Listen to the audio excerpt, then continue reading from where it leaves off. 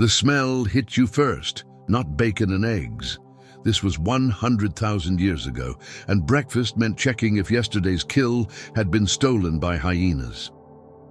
In a cave overlooking what would someday be Jerusalem, a Neanderthal mother named her children with sounds we'd never understand, calling them to eat organs that Whole Foods would never stock. She didn't know that just 50 miles south, skinny humans with weird round heads were doing something that would change everything. They were planning not just tomorrow's hunt, but next week's, next month's. They were telling stories about hunts that hadn't happened yet, painting pictures with words about places they'd never been.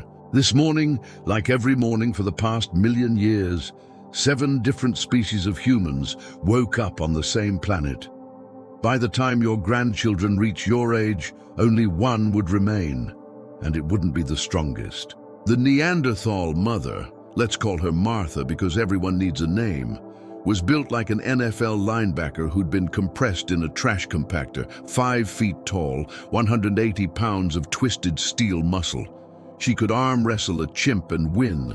Her breakfast routine hadn't changed in 200,000 years. Wake the kids, check the fire, scan for predators, and portion out the meat. But this morning was different. Smoke rose from the southern hills where no smoke should be. Those weird, weak humans were back. The ones who threw their spears instead of getting close like real hunters. The ones who wasted time making those strange marks on rocks. The ones who buried their dead with flowers, as if flowers could feed anyone. Martha's kids didn't care about the strangers. They had their own problems, like fighting over who got the mammoth heart, the Pleistocene equivalent of the last piece of pizza. Her eldest, a boy of 12, who already stood 5'2" and could bench press a modern teenager, was more interested in the fact that Uncle Grok was making new spears. That was another thing about Neanderthals. They were the ultimate conservatives. If it ain't broke, don't fix it. Their spear design hadn't changed since before America had horses. It worked. Why mess with success? Meanwhile, in those southern hills, a very different morning was unfolding.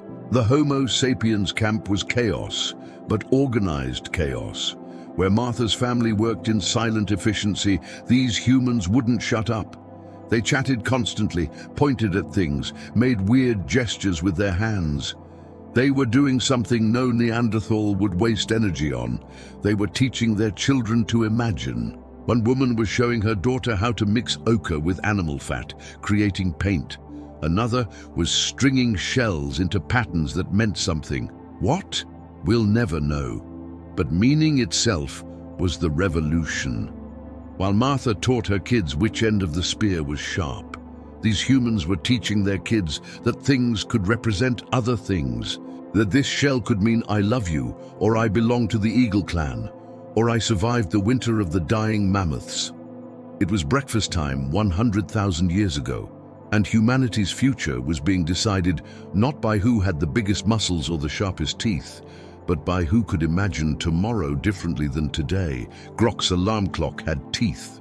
The cave bear's roar echoed through the limestone chambers where his family had slept for generations, same as every morning for the past 6 months. Most Americans would call animal control. Grok just grunted and reached for his thrusting spear, a weapon that required getting close enough to smell what your prey had for breakfast. By modern standards, Grok was built like a WWE wrestler who'd been fed nothing but elk meat and hostility since birth. 5'6", 200 pounds, with a chest that could deflect small aircraft. His morning routine would make CrossFit look like gentle yoga.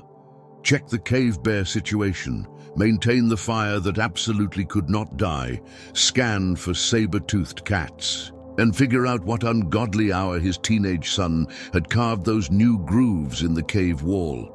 The grooves bothered him, straight lines, repeated patterns. His son claimed they helped him remember where the good flint was. Grok thought this was nonsense. You remembered where the good flint was by remembering where the good flint was. Why complicate things? This younger generation with their fancy ideas. Next, they'd want to throw spears instead of stabbing properly like their fathers. But first, the bear. Grok grabbed a burning branch from the eternal fire. Eternal because if it died, so did they, and advanced toward the back of the cave. The bear, let's call him Bob, because even cave bears deserve dignity, was in his usual spot, having spent the winter hibernating in what Grok's family considered their spare bedroom. Every spring, the same dance. Bob would wake up grumpy. Grok would suggest he find alternative accommodations. Bob would consider eating Grok's face. This morning, Bob chose discretion. Maybe it was the fire. Maybe it was recognizing Grok's "I haven't had my coffee because it won't be invented for 100,000 years" expression. The bear shambled past, giving Grok a look that clearly said, "We'll discuss this later," and exited through the cave mouth into the grey dawn. With the immediate bear situation resolved, Grok could focus on the day's actual challenges. First, the fire. Neanderthals didn't just use fire. They worshipped it, controlled it, lived and died by it. Keeping it alive was like maintaining a newborn baby if that baby was the only thing standing between you and freezing to death while being eaten by hyenas.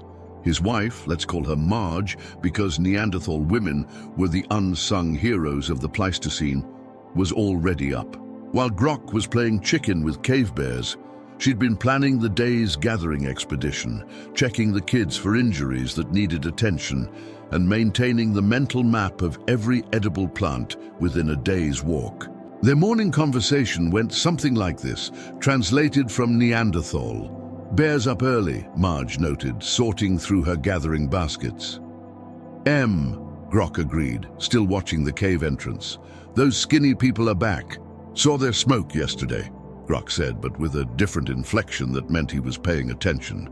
"Kids need new clothes. That otter hide is almost ready." Grok acknowledged, already thinking about the hunt he'd need to organize. This was Neanderthal communication. Efficient, practical, no wasted words. They didn't need to discuss their feelings about the bear situation. The bear was handled. Move on. By the time the sun broke the horizon, the entire family was in motion. Neanderthal mornings weren't about ease or comfort. They were about momentum. Get moving before the cold sets in. Get hunting before the herds moved. Get together before other families claim the best spots. Get living before something kills you.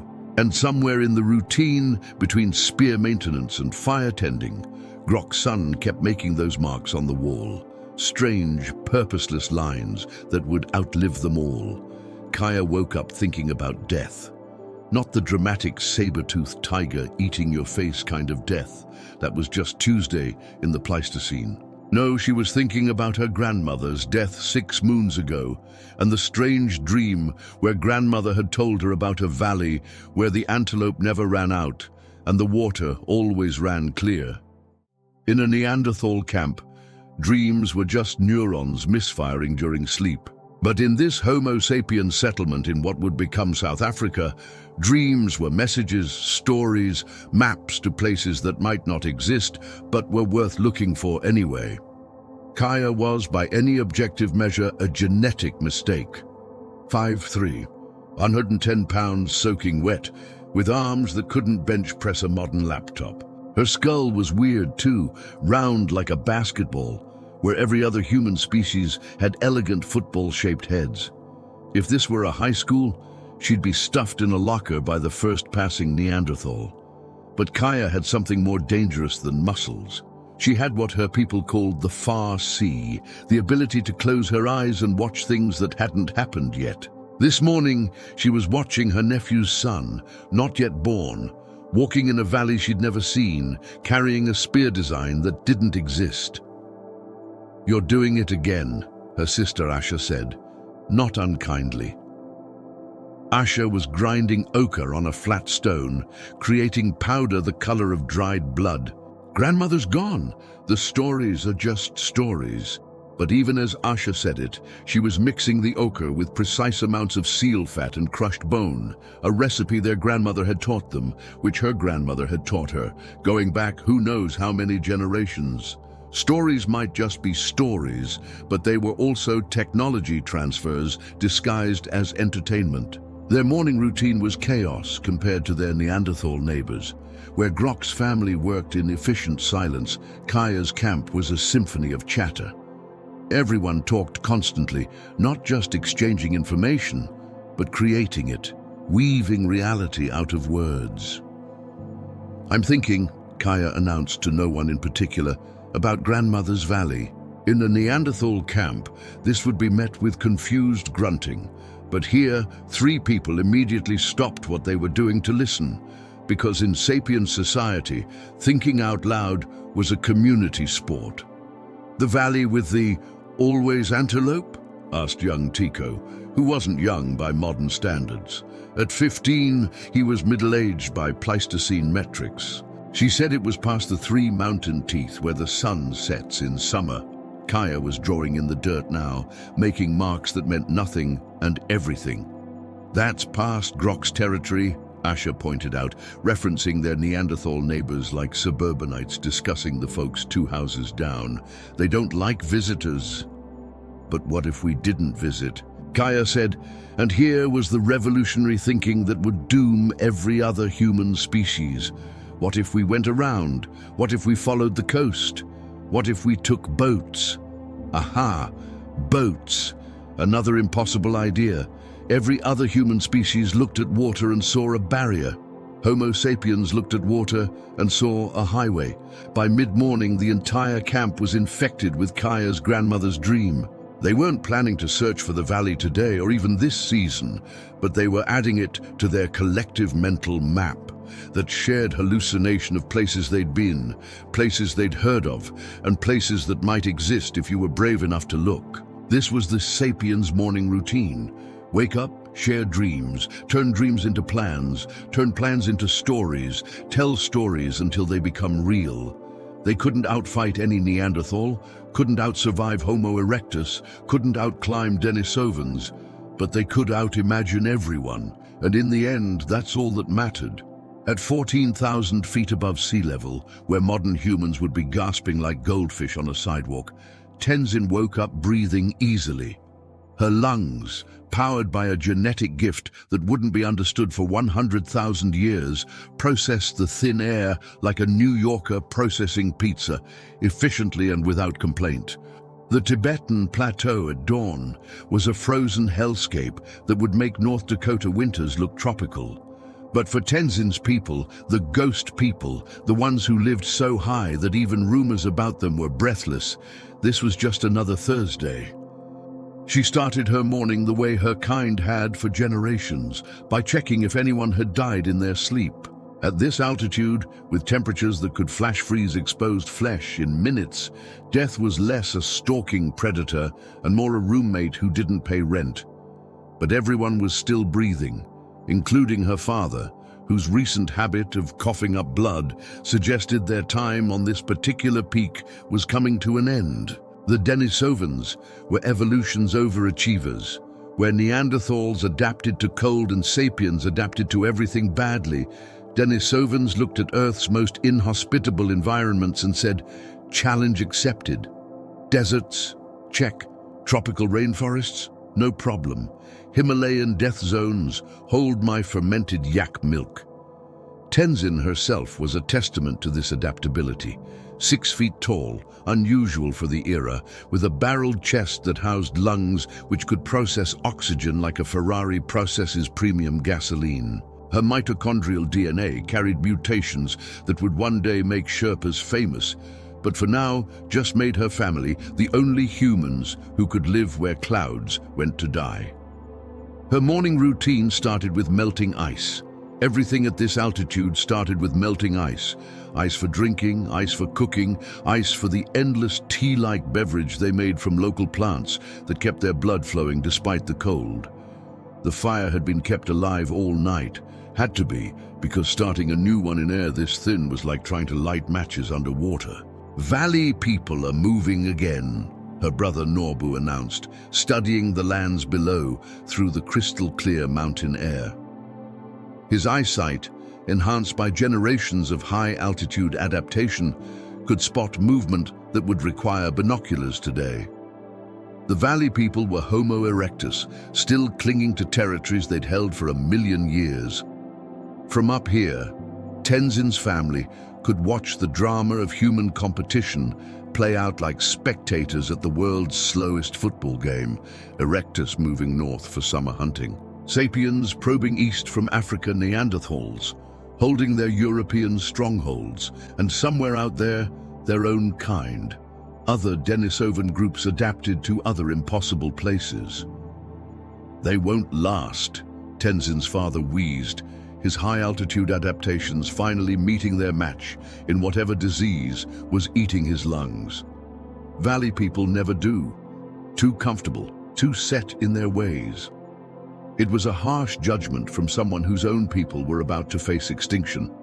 But he wasn't wrong. The Denisovans' greatest strength, extreme specialization, would also be their doom.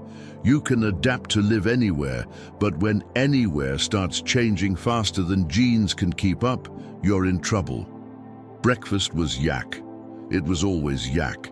Yak meat dried in the thin air, yak butter tea that would make Starbucks customers riot, yak hide clothes, yak bone tools, yak everything. Other human species diversified their diets.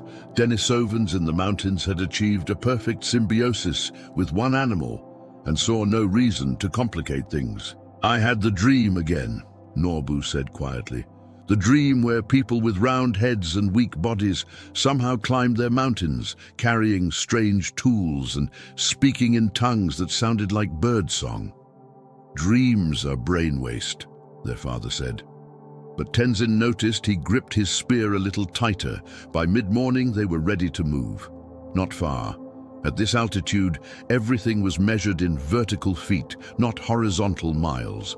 But the yaks needed new grazing, and the family needed to check their trap lines.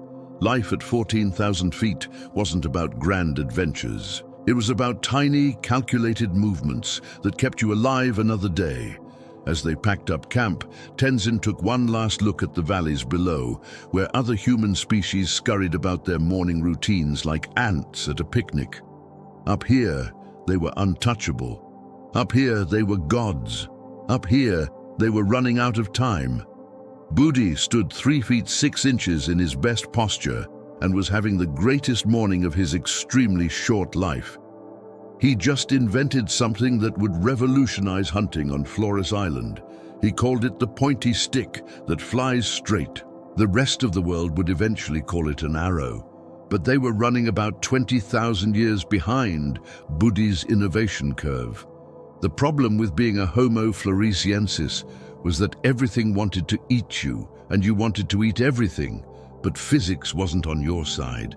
When you're the height of a modern first grader trying to hunt elephants, even dwarf elephants, you need to get creative. "It'll never work," his sister City declared. She was the family pessimist, which in fairness was a survival trait when you shared an island with Komodo dragons that viewed you as a walking happy meal. "Throwing sticks is stupid. Stabbing works fine." "Stabbing works fine if you're tall enough to reach vital organs," Budi countered, demonstrating his new invention by launching a miniaturized arrow at a tree. It flew straight for about 6 feet before clattering to the ground. "It just needs adjustments." Their morning routine on Flores was unlike anything elsewhere in the human world. Where other species woke up worrying about cave bears or saber-toothed cats, the hobbits of Flores had graduated to an entirely different level of weird. Their predators were dragons, actual honest-to-evolution dragons that could smell carrion from 3 miles away and run faster than a middle-aged American fleeing a gym membership. But the hobbits had advantages too. Their small size meant they needed less food, crucial on an island where everything was portion-controlled by nature. Their brains, while smaller than other humans, were incredibly efficient. They'd figured out fire, tools, and cooperative hunting strategies that would make Navy SEALs jealous. "Dragon tracks by the water," their father announced, returning from his morning reconnaissance. At 4 feet tall, he was considered imposingly large by hobbit standards. Fresh, maybe 6 hours. This was the daily calculus on Flores. Water was life, but water sources were where dragons waited. The hobbits had developed a sophisticated rotation system, hitting different water sources at unpredictable times, always sending scouts, always ready to scatter like pool balls if a dragon appeared. Breakfast was stegodon, a dwarf elephant the size of a large pig that the hobbits had been hunting so successfully they were about to hunt them into extinction. Nobody knew this yet, of course. Environmental conservation wouldn't be invented for another 99,950 years. "We need to talk about the tall strangers," City said, spearing a chunk of stegodon liver with a stick. Quan saw their fires on the big island again. The tall strangers were Homo sapiens, visible across the strait that separated Flores from the larger Indonesian islands. They'd been showing up more frequently, their fires dotting the coastline like a rash spreading across the archipelago. "They can't cross water," their father said confidently. "No one can cross water." This was conventional wisdom, based on the fact that they themselves had no idea how their ancestors had gotten to Flores in the first place. "If the pointy flying stick works," Buddy mused as they walked, still fiddling with his invention, "we could hunt from trees. Dragons can't climb trees." "Stegodons can't climb trees either," City pointed out. "How do you get the meat down?" "Details," Buddy said, in the tone of innovators everywhere who haven't thought things through. As they reached the first trap, empty but showing signs of a near miss, none of them knew they were living in the last days of a paradise that had existed for millennia. That the tall strangers' fires meant more than just new neighbors. That Buddy's flying stick innovation had come 20,000 years too late to save them. But this morning, in their island paradise, where dragons were the biggest worry and elephants came in fun-sized portions, life was good. Life was weird, dangerous, and required constant vigilance against reptilian death machines. But it was good. And really, what more could a 3-foot-tall human ask for? If you laid out the tool collections of all 7 human species circa 100,000 years ago, it would look like a prehistoric episode of Antiques Roadshow, where everyone brought weapons instead of grandma's china. And just like that show, the real value wasn't in what things looked like, but in the stories they told. Grok the Neanderthal hefted his spear with the confidence of a man whose family had been making the same design since before glaciers were cool. The Levallois technique, their signature move, was like a Japanese tea ceremony with rocks. You didn't just bash stones together like some Homo erectus amateur. You prepared the core, visualized the final product, then removed flakes with the precision of a sushi chef filleting extinct fish. "This spear," Grok would say if he had enough language for complex sentences, "killed a cave bear and its father and its father's father. Same design. Why change?" Meanwhile, 50 miles south, Kaya of the Sapiens was committing technological heresy. She'd taken a perfectly good spear and ruined it by Neanderthal standards by attaching strange additions. Microliths, tiny stone fragments hafted with tree resin mixed with ochre, a shaft that was too thin, too flexible, and most bizarre of all, feathers attached to the end. "It flies straighter," she explained to her band, who were used to Kaya's weird ideas by now. "The spinning makes it. I don't have words for it, but it works." This was the thing about Homo sapiens technology. Half of it looked insane until it worked. They heat-treated stones before napping them, essentially cooking rocks like they were preparing dinner. They mixed adhesives with the dedication of meth cooks, if meth kept you from freezing to death. Up in the Himalayas, Tenzin's Denisovan clan had taken a different approach. Their tools were brutalist architecture in stone, massive, functional, designed for one thing: processing frozen yak carcasses at altitudes where finesse was a luxury you couldn't afford. Their scrapers could double as weapons. Their weapons could double as hammers. Everything could double as everything, because when you live at 14,000 feet, redundancy is religion. "Pretty tools are for valley people," Tenzin's father would say. "Tools that work, when your fingers are frozen. That's civilization. On Flores, Budi had miniaturized everything. Hobbit tools looked like a child's playset until you realized they were perfectly scaled for hunting creatures that were themselves miniaturized. Their stone points were jewels of efficiency. Why waste material when you're only 3 feet tall and your prey is the size of a golden retriever? But the real technological revolution wasn't in the tools themselves. It was in what Kaya's people did with ochre. While everyone else used the red pigment for practical purposes, hafting adhesive, sun protection, wound treatment, sapiens were doing something unprecedented. They were making marks that meant things. See this? Kaya showed her nephew 3 lines crossed by 2 lines. This means good hunting here in spring. Anyone who sees this will know. But we already know that, her nephew protested. We won't always be here, but the marks will. The other species watched this behavior with the confusion of people seeing someone talk to their smartphone in 1920. Information storage outside the brain. Insanity. Knowledge was stored in neurons or not at all, yet there were the sapiens making marks on rocks, on shells, on anything that would hold still long enough. Every species thought their technology was superior, and they were all right for their specific situation. But only one species was creating technology that could outlive its creators, speak to strangers, and travel without walking. Only one species had figured out how to make tools from ideas themselves. The mammoth herd moved across the frozen steppe like a mountain range that had decided to go for a walk. 43 individuals, from matriarch to newborn, following routes older than any human's memory. And watching from different vantage points, 4 different human hunting parties were having the same thought. That's a lot of meat. The Neanderthal strategy was straightforward as a linebacker's charge. Grok and his brothers had been watching this herd for weeks, noting the old bull who lingered at the edges, favoring his left front leg. Neanderthals were the snipers of the Pleistocene. They didn't chase herds off cliffs like those show-off sapiens. They got close, personal, close enough to smell the mammoth's last meal. Tomorrow, Grok decided, when he goes to the waterhole at dawn. The plan was elegantly brutal. 3 hunters would position themselves between the bull and the herd. 2 more would wait at the water.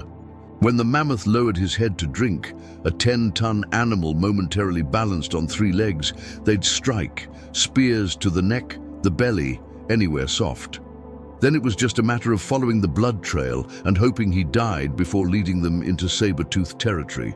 2 valleys over, Kaya's sapiens band was having a very different conversation. We don't need to get close at all, she was explaining, drawing patterns in the dirt. We push them here, she indicated a narrow canyon, where Tico's group is waiting with fire. The smoke drives them back to us. We funnel them toward the cliff. The earth does the killing. It was a plan that required 20 people, perfect timing, and the ability to predict how panicked mammoths would behave. It was also insane by Neanderthal standards. Why coordinate 20 people when 5 could do the job? Why waste all that meat when one mammoth could feed a band for weeks? Because, Kaya said, though Grok would never hear her answer, 20 mammoths will feed 20 bands, and 20 bands owing you favors is worth more than meat. This was sapiens thinking, turning a hunt into a political system. High above, Tenzin's Denisovan band watched both operations with the detached interest of people who had bigger problems. Mammoths rarely climbed above 10,000 feet, and when they did, the thin air made them sluggish, easy prey. The Denisovan's challenge wasn't killing mammoths, it was processing them before everything froze solid. Valley people make things so complicated, Norbu observed, watching the elaborate sapiens' coordination through the clear mountain air. Just wait for winter, everything comes to you. This was true. Winter drove herds up the mountain valleys, seeking shelter. The Denisovans had turned patience into a weapon. Why chase when you could wait? They dug pit traps in the narrow passes, invisible under snow. A mammoth would fall, break a leg, and freeze to death, doing most of the preservation work for them. On Flores, Buddy was having a different conversation entirely. "I still think we could hunt mammoths," he insisted. "There are no mammoths here," City reminded him for the 100th time. "But if there were tiny ones, elephant-sized elephants. We already hunt elephant-sized elephants. They're called stegodons. But imagine mammoth-flavored ones." This was the Hobbit problem. Island life had given them everything scaled to their size. But stories from the mainland, how they heard these stories was a mystery lost to time, filled their dreams with impossible prey. By sunset, the Neanderthals had their bull, 6 tons of meat, hide, and ivory taken down by 5 hunters who'd gotten close enough to count his eyelashes. One brother had a shattered shoulder from a trunk strike, but he'd live. The sapiens had driven 3 mammoths off a cliff, losing 1 hunter to a fall and another to the subsequent stampede. But they had enough meat to trade, gift and politic their way through winter. The Denisovans waited. The mammoths would come to them, as they always did when the snow deepened. Patience was just another form of intelligence, each species hunting the same prey, revealing everything about how they saw the world. And only one species was already telling stories about the hunt that would outlive the hunters, the mammoths, and the world that made them both. Fire was the Netflix subscription of the Pleistocene. Technically, you could survive without it, but your quality of life would plummet so fast you'd be begging for death by day 3. Unlike Netflix, if your fire went out, you couldn't just restart it with a credit card and an apologetic email. The Neanderthal approach to fire was like their approach to everything. If it ain't broke, don't fix it. And if it breaks, you're probably dead. Grok's family had maintained the same hearth for 6 generations. The fire that warmed his children was lit from embers that had warmed his great-great-grandmother. They didn't think of it as keeping the fire alive. The fire was alive, a family member that ate wood and breathed smoke. Firekeeper wasn't a job in Neanderthal society. It was a sacred calling, usually an older past prime hunting age, but with decades of experience reading the moods of flame. They knew which woods burned hot, which burned long, which created smoke that kept mosquitoes away or attracted prey. They could bank a fire to last 12 hours with the precision of a Swiss watchmaker. But the sapiens were doing something that made Neanderthal firekeepers wake up in cold sweats. They were making new fires casually, like it was no big deal. Kaya demonstrated the technique to her nephew, spinning a pointed stick between her palms. The friction heating dried fungus until, impossibly, smoke appeared. Then a tiny ember. Then, with careful breath control that would make a yoga instructor proud, flame. "Can anyone do this?" her nephew asked, mind blown. "Anyone who practices," Kaya confirmed. "Fire isn't sacred, it's technology." This was heresy to every other human species. Fire was received, maintained, protected, stolen, but created. That was God-level stuff.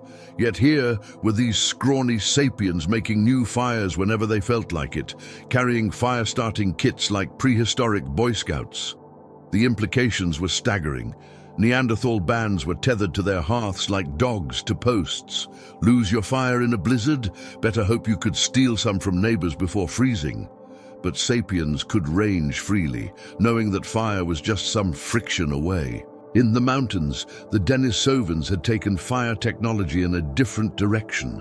At 14,000 feet, where oxygen was scarce and wood was scarcer, they'd learned to burn anything: yak dung, compressed grass, even bones if properly prepared. Their hearths were marvels of efficiency, extracting every BTU from materials other humans wouldn't consider fuel. "Valley people waste fire," Tenzin's father would say, watching the excessive blazes in the lowlands. "Big flames, no control, like children playing." The Denisovan hearth was a precision instrument, stone-lined chambers that channeled heat, dampers made from flat rocks to control airflow. They could maintain cooking temperature for hours on a handful of dung, while Neanderthals burned whole trees for the same effect. On Flores, the hobbits had a different problem: too much fire. The tropical climate meant fire was less about warmth and more about keeping dragons at a respectful distance. They developed portable fire, wrapped coals and leaves that would smolder for hours, creating smoke screens for movement. "Fire should move with you," Buddy insisted, swinging his smoking leaf bundle like a prehistoric sensor, not tying you to one place. But the real fire innovation was happening in sapiens camps. And it wasn't about making fire, it was about what they did with it.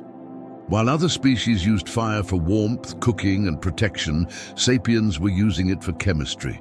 They were heating stones to precise temperatures before napping, mixing ash with animal fats to create soap, using controlled burns to manage landscapes, encouraging the growth of useful plants. They were turning fire from a tool into a transformation engine. "Fire changes things," Kaya explained to anyone who'd listen. "Not just cook them, change them, make them new." This was the cognitive leap that separated sapiens from everyone else. Other species saw fire as fire. Sapiens saw fire as a possibility. The war for fire wasn't fought with spears and clubs, it was fought with ideas. And the species that could create fire at will, that could imagine fire as more than heat and light, had already won. They just didn't know it yet. Location, location, location. The three rules of real estate applied just as much in 100,000 BCE as they do today, except instead of good schools and low crime rates, you were looking for defensible from cave bears and won't flood during spring melt. The cave at Kafze was premium property. Southern exposure for winter warmth, elevated entrance to spot predators, freshwater spring just 50 yards away, and spacious enough for 3 families if they didn't mind getting cozy. It was the Paleolithic equivalent of a Manhattan penthouse, and everyone wanted it. Currently, Grok's Neanderthal clan held the lease. They'd muscled out a sapiens band 6 months ago in what anthropologists would later call a territorial dispute. But what was really just a good old-fashioned eviction notice served at spear point. The Neanderthals had been here since, making improvements, a stone windbreak at the entrance, designated areas for tool-making and butchering, even what passed for interior decorating in the form of cave bear skulls arranged in what might have been artistic or might have just been storage. But this morning, Grok woke to find fresh human tracks outside, not Neanderthal. The gate was wrong. The foot shape is too narrow. Those weird sapiens were back, and they'd been scouting. They wouldn't dare, his brother Thag grunted, examining the tracks. "We won the fair. Cave law." Cave law was simple. Whoever could hold it owned it. But sapiens didn't play by cave law. They played by what would eventually be called politics, but what was currently just being sneaky and social. Kaya's band hadn't come to fight. They'd come to negotiate, which was a concept as foreign to Neanderthals as cryptocurrency to a caveman. She approached under what would later be called a flag of truce, but was currently just holding no weapons and walking slowly. "Nice cave," she said in the broken Neanderthal sapiens pidgin that was developing wherever the species met. "Very nice. You do good things. We have a proposition." Grok's first instinct was to throw a rock at her. But something in her manner, maybe the way she kept her hands visible, maybe the 2 other sapiens hanging back with what looked like trade goods, made him pause. "We do not share," he said firmly. "Neanderthals didn't have roommates. No share," Kaya agreed quickly. "Trade. We know 3 caves, good caves. One has a bear, but the bear is old, dying soon. One near very good flint. One near the ocean. Many shells, many fish. We show you. You give us visiting rights." Visiting rights? This was a new concept. Sometimes we come, leave things, take things, not live, just visit like family. The concept of extended family networks was giving Grok a headache. The Neanderthal family was simple. Your blood, your band, everyone else was competition. But these sapiens seemed to have families scattered everywhere, connected by invisible threads of obligation and favor trading. Meanwhile, in the mountains, the Denisovans had solved the cave shortage differently. If good caves were rare, make more caves. They'd learned to modify marginal shelters, building walls from stacked stones, extending overhangs with wooden frameworks, essentially turning cracks in the rock into livable spaces. Waiting for a perfect cave is waiting for death, Tenzin's father explained to his children. Make what you have better. On Flores, the hobbits had the opposite problem. Too many good caves, not enough hobbits. Buddy's family could choose from dozens of premium shelters, their only concern being which ones were too close to dragon highways. I think we should have 2 caves, Buddy suggested. Summer cave, winter cave, like vacation homes. You want to maintain 2 fires? City asked skeptically. Clean 2 caves, defend 2 caves from dragons? Details, Buddy said, which was becoming his response to all logical objections. Back at Kafze, negotiations were breaking down. Grok couldn't grasp why sapiens would want to visit a cave they didn't live in, store things in a cave they didn't own. It smelled like a trap, even if he couldn't figure out how. We think about it, he said finally, which in Neanderthal meant, go away before I remember I'm stronger than you. Kaya left, but not before making eye contact with Grok's teenage son, who'd been watching the whole exchange with unusual interest. She saw something in his eyes that Grok couldn't, curiosity about these strange people with their strange ideas. The cave real estate crisis wouldn't be solved with spears or strength. It would be solved by the next generation, who would learn that sometimes sharing space meant controlling more territory than any one family could hold. But Grok didn't know that. He just knew his cave was safe for another day, even as the world was changing around him faster than Neanderthal culture could adapt.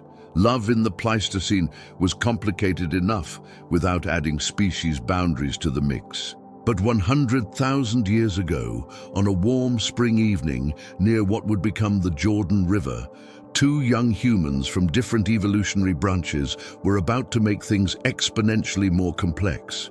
Grok Jr., not his real name, but Neanderthal naming conventions don't translate well, was everything a Neanderthal maiden could want. Built like a prehistoric linebacker, could bench press a baby mammoth, and had successfully killed his first cave bear at 14. By Neanderthal standards, he was a catch. By sapiens standards, he was confusing as hell. Asha, Kaya's niece, because these stories are all connected, had come to the river to gather reeds for basket making. She was 17, which in Pleistocene years meant she should have been married with 3 kids already, but Asha had what her band called the wandering spirit, and what modern psychiatrists would call commitment issues. She saw him before he saw her. Neanderthals weren't big on stealth when they weren't hunting. Why sneak when you could intimidate? He was napping stones by the water, and Asha was struck by the precision of his movements. Brutal efficiency, yes, but also a kind of grace. Nice technique, she said in the pidgin language that was developing between their peoples. Very traditional. Grok Jr. looked up, startled. Sapiens women didn't usually compliment Neanderthal toolmaking. Usually, they made snide comments about doing things the old way and have you considered innovation. It works, he said defensively. I didn't say it didn't. She moved closer, noting how he tensed but didn't retreat. Just that it's very you. This was peak sapiens flirting, using words to say things that weren't quite insults, but weren't quite compliments either. Neanderthals preferred more direct approaches, like offering freshly killed meat, or demonstrating feats of strength. You're the cave negotiator's niece, he said. It wasn't a question. Neanderthals had excellent memory for faces, compensation for their smaller social networks. And you're the one who watched the whole thing like you were actually interested, he grunted, which could mean anything in Neanderthal. In this case, it meant guilty as charged, but admitting nothing. What followed was the world's most awkward cross-species courtship. Sapiens courtship involved gift-giving, symbolic exchanges, and endless talking. Neanderthal courtship involved proving you could provide and protect. Neither quite understood the other's signals. Grok Jr. brought her a freshly killed rabbit. Asha thanked him and immediately started telling a story about rabbits that was somehow about the moon. He brought her premium flint from a quarry 2 days' walk away. She made him a necklace from shells that supposedly meant something about eternal connection, but mainly just looked pretty. "Your people are strange," he told her after 2 weeks of this. "Your people are stubborn," she countered. Yes, they both agreed. The real challenges came from their families. Grok Sr. was apoplectic about mixing with sapiens. What next? Adopting their crazy fire-making ways, their obsession with painting things, their weird burial practices. "She's not strong enough for our life," he argued. "Sapiens women are weak, fragile, and talk too much." Meanwhile, Kaya was having a similar conversation with her sister. "Neanderthals are conservative, stuck in their ways. He'll never understand your need for innovation, for art, for meaning beyond survival. But here's the thing about young love. It doesn't care about species boundaries." The couple met in secret, teaching each other their respective technologies. He showed her the Levallois technique. She showed him how to make composite tools. He taught her to read weather patterns in cloud formations. She taught him to see patterns in the stars that could guide navigation. "Your way isn't wrong," she told him one evening. "Just different." "Different usually means wrong," he said. But he was smiling, a rare expression for a Neanderthal. They weren't the only ones. Across Eurasia, wherever human species overlapped, young people were discovering that genetic boundaries were more like suggestions. The evidence would be written in DNA. Every non-African human carrying traces of these prehistoric love affairs. In the mountains, a Denisovan woman was teaching a Neanderthal man to breathe at altitude. On the edges of sapiens expansion, couples were figuring out that tall and short, robust and gracile, innovative and traditional could find common ground. "What will our children be?" Asha asked one night. "Survivors," Grok Jr. answered, with more prescience than he knew. Because that's what they were creating. Children who would carry the best of both worlds: Neanderthal disease resistance, sapiens innovation, Denisovan environmental adaptation. Love was literally building the future human genome, one awkward cross-species date at a time. The dating game of 100,000 years ago wasn't just about finding a mate. It was about finding a future. And in the end, love would prove more powerful than any species boundary, even if it did make family dinners really, really awkward. Kaya's nephew, Tico, was about to accidentally invent the prehistoric equivalent of the atomic bomb. He didn't mean to. He was just tired of getting close enough to prey, to smell their breakfast, and really tired of Uncle Grok Jr., now part of the extended family, through that whole interspecies dating situation, laughing at sapiens' weak throwing arms. The bent stick started as a joke. Tico had been trying to make a better spear thrower when the wood split. Instead of tossing it, he noticed how it flexed, how it wanted to snap back, how it stored energy like a coiled spring.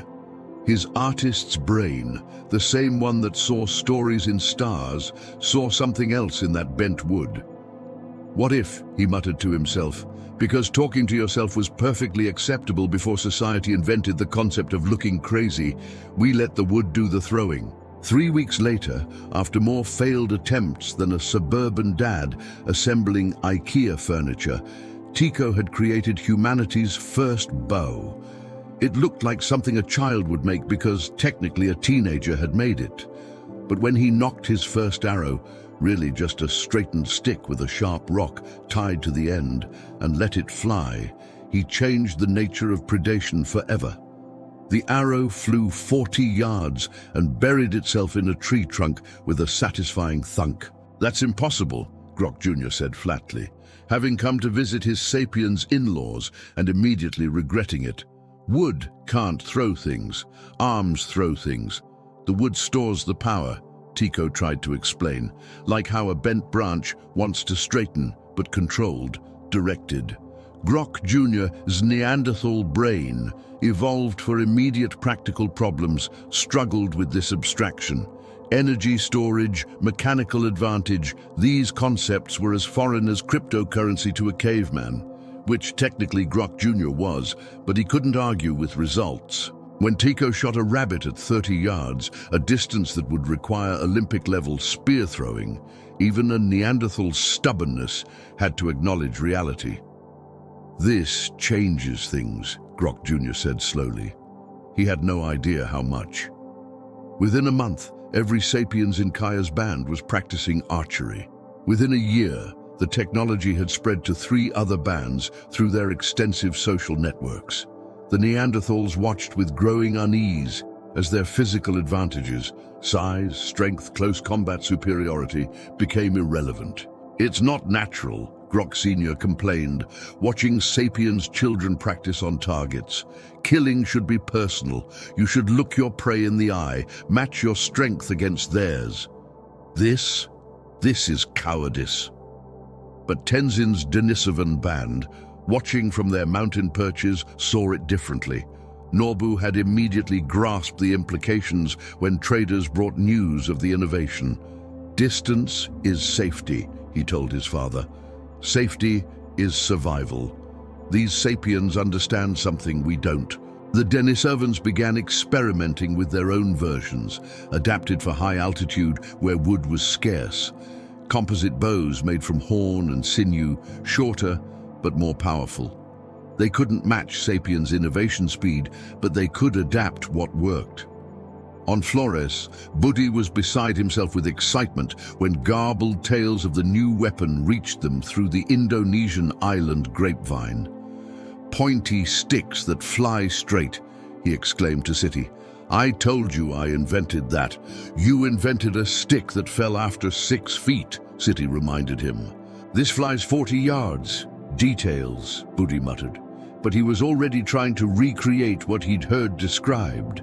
The hobbits' smaller size meant smaller bows, but also meant they could hunt from trees where dragons couldn't reach. It was perfect for their niche. The bow's impact rippled across the human world like a stone in a pond. Suddenly, sapiens could hunt from safety. They could defend territory without risking close combat. Most terrifyingly for other species, they could wage war from distances that made traditional combat obsolete. "We need to learn this," Grok Jr. told his father, "or we need to leave." It was the most progressive thing any Neanderthal had said in 200,000 years of conservative tradition. Grok Sr. wanted to argue, but watching his sapiens daughter-in-law teaching archery to what would have been his grandchildren, strange hybrid grandchildren with robust bodies but innovative minds, he knew the world had changed. The bow was more than a weapon. It was a philosophy. It said that human survival didn't depend on being strongest or fastest or toughest. It depended on being smartest, on seeing potential energy in bent wood, on imagining trajectories that didn't exist yet. Tico, still just 17 and proud of his invention, had no idea he'd just signed the death warrant for every other human species. He was just happy he could hunt without getting stepped on by mammoths. But in the end, that's how revolutions happen. Not with grand plans or manifestos, but with teenagers too lazy to do things the hard way. When Shag, Grok's elderly uncle, broke his hip chasing what he thought was a rabbit, but turned out to be a very upset wolverine, conventional Pleistocene wisdom said he was done. A Neanderthal who couldn't hunt was a Neanderthal who didn't eat. That's just math. But Shag was still alive 6 months later, and not just alive, he was thriving, teaching the young ones advanced flint knapping and telling increasingly embellished stories about that time he fought off 3 cave bears with nothing but an attitude and a stick. This was Neanderthal Medicare in action, and it would have made modern healthcare administrators weep with envy. The Shanidar cave excavations would later reveal the extent of Neanderthal healthcare, but Grok's band was living it. They had Shag with his hip, Erg with a withered arm from a childhood cave bear encounter, and Mara, who'd been blind in one eye since a hunting accident a decade ago.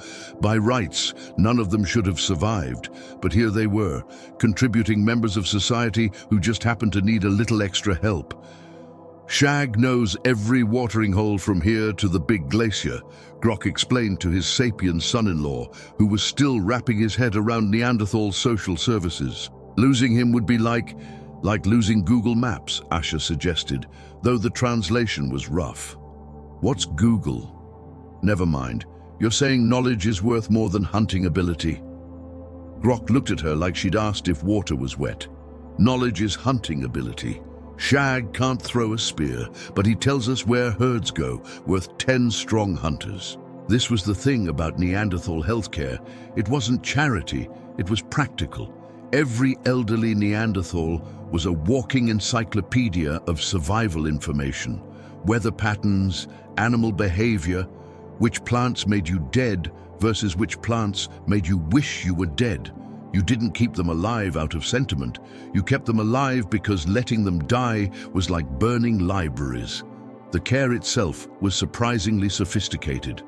When Shag broke his hip, the band's designated healer, usually an older woman who'd seen enough injuries to know what worked, set the bone using techniques that would be familiar to any modern EMT, splinting with straight branches, immobilization with leather wraps, and most importantly, enforced rest. Rest is the hardest part, Grok's mother, Marge, explained to Asher, who was learning Neanderthal medicine whether she wanted to or not. Neanderthal men think they're immortal. I have to tie them down sometimes. Pain management involved willow bark, containing aspirin's ancestor, various fermented beverages that definitely weren't for pain. But nobody asked questions. And distraction techniques, mainly involving competitive storytelling about who'd survived worse injuries. Physical therapy was handled by the simple expedient of having to contribute to survive. Shag couldn't hunt, but he could nap. Erg couldn't throw with his withered arm, but he could set traps. Mara couldn't spot prey at a distance, but her remaining eye was sharp enough for close work, like hide preparation. Everyone contributes, Marge said firmly. No freeloaders, but the real revelation was preventive care. Neanderthal children learned from infancy how to fall correctly, how to read animal body language, how to identify the "I'm about to charge" stance in everything from rabbits to rhinos. They practiced emergency first aid on each other with the dedication of medical students, because, unlike medical students, their lives actually depended on it. The contrast with other species was stark. When Tenzin's father started coughing up blood in the Denisovan band, there was resignation, but little medical intervention. At that altitude, with those resources, you either recovered on your own or you didn't. The band would support you as long as practical, but if you couldn't keep up with migrations, hard choices had to be made.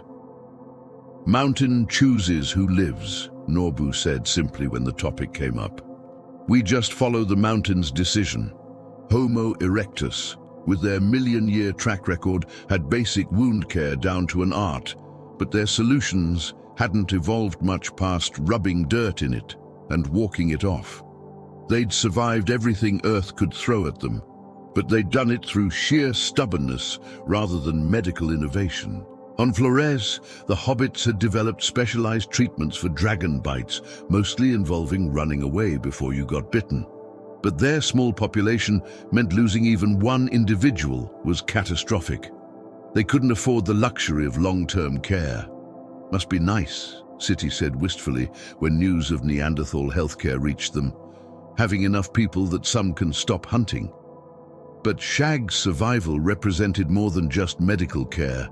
It was a philosophy that said every band member had value beyond their immediate productivity. That experience and knowledge were resources worth preserving, that a broken hip didn't mean a broken person. Modern hospitals would recognize the holistic approach. Medical treatment, occupational therapy, social support, and purpose-driven recovery. They'd just be shocked it was happening 100,000 years before the invention of insurance paperwork. "Shag will probably outlive us all," Grok muttered, watching his uncle regale children with definitely exaggerated Wolverine stories. "Too stubborn to die? That's not stubbornness," Asher observed. "That's community." And she was right. Neanderthal Medicare wasn't just about healing bodies. It was about maintaining the social fabric that made survival possible. Every elder saved was a library preserved, a teacher retained, a connection to the past that informed the future. It was, in its own way, more advanced than anything the innovative sapiens had developed. They just didn't have a billing department. High in the Tibetan plateau, where oxygen was a luxury and trees were a distant memory, Tenzin's mother, Pema, was performing medical miracles with plants that wouldn't be discovered by Western medicine for another 19,900 years. She called it not dying. Everyone else called it impossible. The morning started, as most emergencies did, with someone doing something stupendously stupid. Norbu's son had decided to prove his manhood by wrestling a yak calf. The calf's mother had objected violently.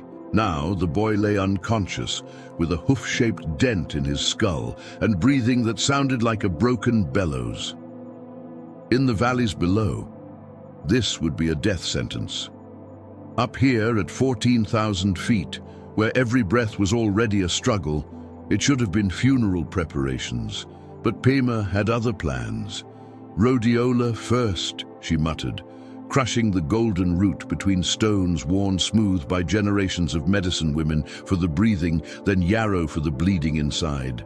She worked with the focused intensity of an emergency room surgeon, if emergency rooms were wind-scoured caves and surgical instruments were rocks and hope. The Denisovan pharmacy was unlike anything other human species had developed. Where Neanderthals relied on willow bark and prayer, where sapiens were just discovering that plants could be medicine, the Denisovans had been forced by altitude to become biochemists. "Valley plants don't grow here," Pema explained to her daughter, who was learning whether she wanted to or not. Denisovan Medical School had a 100% enrollment rate and no student loans. Must use what mountain gives.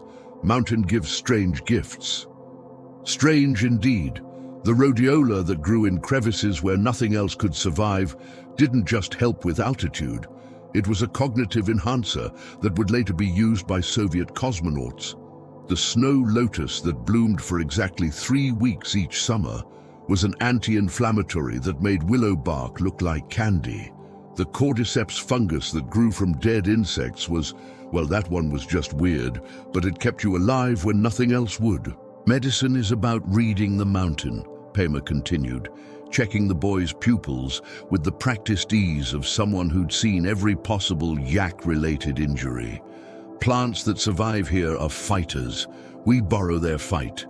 The real innovation was in preparation. Valley dwellers could afford to be casual with their medicine. Boil some bark, chew some leaves, hope for the best. At altitude, where margin for error was measured in heartbeats, precision mattered. Pema's preparations involved exact timing, specific temperatures maintained by carefully controlled yak dung fires, and combinations that had been refined through thousands of years of trial and error, mostly error, but the successes were literally written in the survival of her people. This one, she held up a dried fungus that looked like something from a horror movie. Only works if dried under a full moon. Don't ask why. My great-great-grandmother discovered this. Many people died before she figured out the timing. The boy's breathing was stabilizing, his color improving from fresh corpse to merely mostly dead. Pema allowed herself a small smile, another victory against the mountain's attempts to kill them all. Word of Denisovan medicine had spread, carried by the extensive trading networks that crisscrossed Asia. Sapiens traders would climb ridiculous altitudes to trade for preparations they didn't understand but knew worked. Neanderthal hunting parties would detour days out of their way for Pima's headache remedies. "They always want the easy fixes," Pima complained. "Headache powder, wound salve, baby-making tea. Never want to learn the why." The why was what separated Denisovan medicine from everyone else's. They didn't just know that certain plants worked, they knew why they worked, even if they couldn't articulate it in modern terms. They understood that the body at altitude was different from the body at sea level, that medications had to account for reduced oxygen, increased UV radiation, and extreme cold. "Your blood is different up here," Pima told a visiting sapiens trader who was gasping like a landed fish. "Thick like yak butter. Valley medicine assumes thin blood. We know better." The trader, who'd climbed 10,000 feet to trade shells for altitude sickness remedies, just nodded and tried not to pass out. The medicine worked. His headache was fading, his vision clearing. He didn't need to understand why, but Pima's daughter did. She was learning not just which plants to use, but how to read the subtle signs that indicated potency, how weather patterns affected medicinal properties, and how to tell if a fungus was medicine or poison. Sometimes the only difference was dosage. "Knowledge dies with the keeper unless passed on," Pema said, watching her daughter practice preparations. "Mountain is a harsh teacher and doesn't give second chances." The boy was sitting up now, confused but alive. His mother was offering Pema everything she owned in gratitude: furs, tools, even her best yak. Pema waved it all away. "Payment is when he lives to make more stupid choices," she said. "And maybe learned yaks always win." This was Denisovan medicine, practical, precise, and with a dark humor born from living where most humans couldn't survive a week. They'd turned pharmacy into an art form, necessity into knowledge that would outlive their species, in the DNA of modern Tibetans. "Sometimes I wonder," Pema mused, grinding tomorrow's preparations, "what valley people do with all their extra oxygen, probably wasted on talking." Her daughter laughed, but it was true.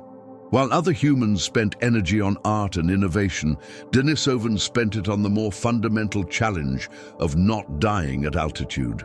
Their pharmacy was their art, their innovation, their gift to humanity's future, even if that future would forget who developed it first. In the steaming jungles of Java, the last Homo erectus matriarch sat on the same rock her ancestors had used for 1,000,000 years. Using the same stone tool design her great-great-great and about 50,000 more greats. Grandmother had perfected, wondering why the world had suddenly become so complicated. Her name, if she had one, is lost to time. Let's call her Vera, because Venerable Erectus representative is too long, and she deserves dignity in her final years. At 45, she was ancient by Homo erectus standards, a walking museum of techniques that had worked since before ice ages were trendy. "New people," she said to her grandson, words simple and direct in the erectus way. Strange tools, strange thinking. The grandson, who'd never known a world without these new people, just nodded. To him, Vera's stories of when Erectus ruled from Africa to Asia sounded like mythology. How could one species spread so far? How could they survive so long? "We walked," Vera said, as if reading his mind, which, given their 1,000,000-year shared history, she basically could. Others waited for the right conditions. "We just walked. Ice, walk around the desert, walk through the ocean, walk different ways." This was Erectus philosophy distilled. When in doubt, walk. It had worked for 1.8 million years. They'd outlived climate changes that killed everything else, survived predators that made modern apex predators look like puppies, and spread across more of the planet than any human species before or since. Their toolkit, which Vera was patiently demonstrating for the 1,000th time, was simplicity perfected. The Apuleian hand axe, teardrop-shaped, bifacially worked, sharp enough to butcher an elephant, sturdy enough to crack bones. One tool, infinite uses. Why complicate things? New people make different tools for everything, she muttered, watching her grandson practice. Tool for cutting meat, different tools for cutting plants, different tool for cutting hides. Wasteful, confusing. But even Vera had to admit privately, never out loud, that the world was changing in ways that walking couldn't solve. The open woodlands Erectus had evolved in were becoming dense jungle. The animals they'd hunted for millennia were disappearing or changing habits. And these new people, sapiens, though Vera didn't know the name, were doing things that violated every principle of Erectus' common sense. They throw spears, she said with the disgust of someone describing a particularly offensive bodily function. Not thrust, throw, like cowards, like children. Her grandson, who'd secretly been practicing spear throwing after seeing sapiens hunters, said nothing. The real problem wasn't the new people's strange habits, it was their speed. Erectus had always adapted, but they adapted over thousands of generations. See a problem, walk around it, let evolution sort out the details. But these sapiens adapted within single lifetimes. New tools, new techniques, new ideas spreading like wildfire. Fire was enough, Vera said, tending the hearth that had burned continuously for longer than anyone could remember. Fire and walking and good hand axes. What else is needed? It was a fair question. Erectus had literally conquered the world with this simple formula. They'd been the first to leave Africa, first to master fire, first to prove humans could live anywhere. Their resume was impeccable, their track record unmatched. But resumes don't mean much when the job requirements change. The jungle around them was full of new sounds now. Sapiens camps with their constant chatter, strange music from instruments Erectus had never imagined needing. Art that served no practical purpose, burial rituals that wasted resources on the dead. Maybe, her grandson suggested carefully, we could learn some new ways, add to old ways. Vera looked at him with eyes that had seen more history than any human eyes ever would again. She'd watched the last mainland Erectus populations flicker and die, seen ancient territories claimed by newcomers, witnessed the slow contraction of her people to this final island refuge. New ways are for new people, she said finally. We are old people, oldest people. We know our ways. It wasn't stubbornness exactly. It was the weight of success. When you've survived everything Earth could throw at you for nearly 2 million years, why would you change? The answer, of course, was that Earth had stopped throwing the same things. That night, Vera dreamed of her ancestors walking, always walking, across grasslands that stretched forever, through valleys that no longer existed, past lakes that had become deserts, 2 million years of footsteps and nowhere left to go. Her grandson practiced throwing spears in secret, but his form was wrong, his technique inherited from 1 million years of thrusting, not throwing. He was trying to save his people by becoming something they weren't. Vera knew, with the wisdom of the truly ancient, that it was already too late. You can't learn to be young when you're already old. You can't adopt innovation when your entire existence is based on tradition. You can't become sapiens when you've spent 2 million years perfecting being Erectus. We had a good run, she told the fire, speaking to all the ancestors who'd tended it before her. Longest run, best run. And in that at least, she was absolutely right. When Vera died, peaceful and ancient, she took with her memories stretching back to humanity's dawn. The last library of Erectus knowledge closed forever. Her grandson buried her with a hand axe, perfectly made, utterly useless in a world that had moved beyond its simple perfection. He tried to remember all her stories, all her techniques, but already they were fading, replaced by new ideas from new people, in a new world. 2 million years of experience gone like smoke from a dying fire. The shell was perfect. Nasarius gibbosculus, about the size of a pea, with a natural hole that just needed a little enlarging. Asher held it up to the light, already envisioning it as part of the necklace that would make her the most fashionable person at the spring gathering. Fashion in 100,000 BCE, while Neanderthals were wearing Oder mammoth and calling it good, Homo sapiens were inventing the concept of looking good for no practical reason whatsoever. "Waste of time," Grok Jr. muttered, watching his wife spend hours sorting shells by size, color, and some aesthetic quality only she could see. "Shells don't keep you warm, don't help hunt, don't fill your belly." "They fill something else," Asher replied, stringing another shell onto sinew with the concentration of a jeweler setting diamonds. "Same thing that makes you arrange those cave bear skulls just so. Same thing that makes your mother braid her hair in patterns. That's different. That's fashion," Asher said smugly. "You just don't have word for it yet." She was right. Across the sapiens world, from Blombos Cave to Morocco, humans were discovering that how you looked mattered as much as what you did, and shells were the first designer labels. The shell trade was already international. Nassarius shells from the Mediterranean were found 200 kilometers inland. Dentalium shells from the Red Sea appeared in caves nowhere near water. Someone was walking ridiculous distances for what Neanderthals saw as useless water rocks. "It's not about the shells," Kaya explained to yet another confused Neanderthal. "It's about what they mean. This pattern means I'm from the coast people.